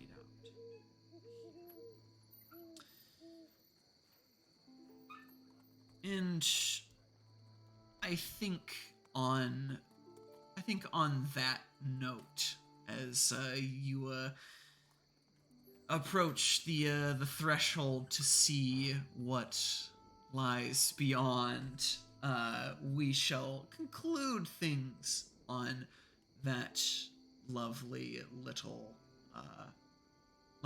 cliffhanger there. And next time, we shall see what lies beyond that door, if Bacchus still lives, or perhaps what gruesome sight awaits you beyond only time will tell.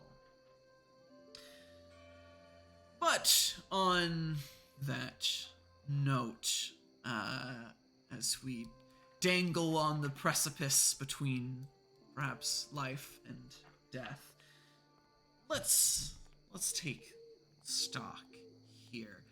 How are you guys doing, and sort of what's going on with your characters? How are they thinking? How are they feeling at this point? What's next for them? Nesseret's happy with his how the ritual turned out. Riding that high for a little bit. Maybe he has some devious plan. Maybe he has an idea to enhance his plans using Minervina for dealing with our vandalizer. Well, my vandalizer. This is. Yeah, Chasette's pretty happy. She got to see that note that has been kept away for frankly too long. And yeah, she got to catch up with Athanasius and his obsession with protocol. Yes.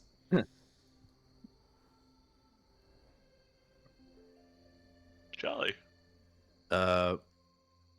Well, Thomas, I'll just say, isn't not in a good mood. I personally am very intrigued, kind of a little bit of detective work going on. I kind of like that. But my character, Thomas, is not in a very good mood. He initially went off looking to find the mole that ratted them out, and now he's found out one of his allies may, in fact, be in more trouble. And so now it's complicated his initial errand quite a bit. All I can say is whoever is responsible for any of this is, well, he's going to, he'll probably lunge right at him with a dagger pointed at the throats. Yeah, not a very good mood for a spy assassin character. Really don't like traitors. Nope. Which is why he was so rattled up by what the voices were saying to him. Yeah, that cut a little deeper for you, huh? A little extra personal. Well, sorry, go ahead. I was gonna say that Chasette's never been betrayed and has never betrayed anybody. She's completely innocent of any such crime. Yeah, Sasha would never. Beneath me. Yeah, totally.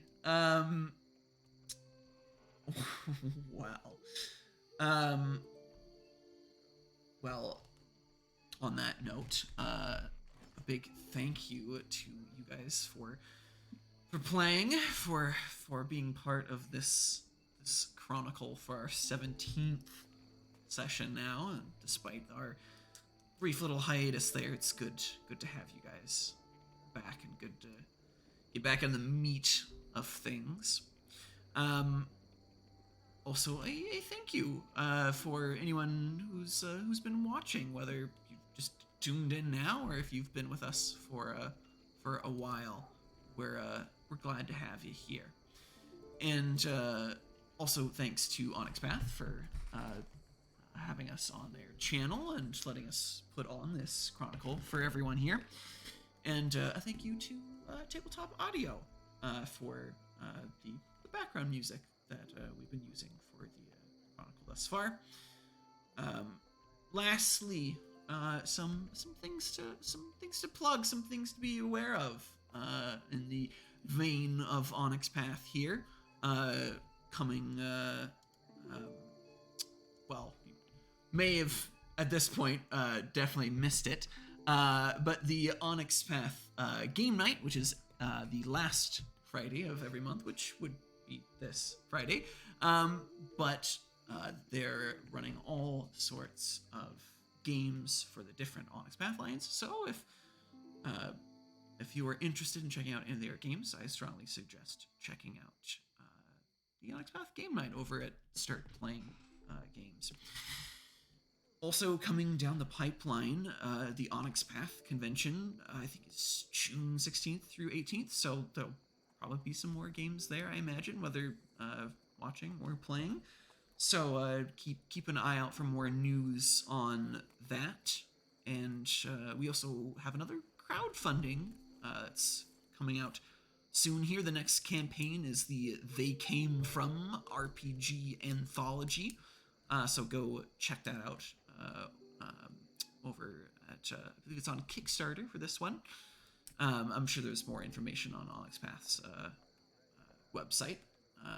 And lastly, there's a little promotion going on. There is a sale for Storyteller screens over at Indie Press Revolution. So if you're interested in picking up one of those, go check that out. So, lastly, again, a big thank you to everyone watching, and we hope to see you guys for the next session here. So until then, take care and have a good one, and hopefully see you next time.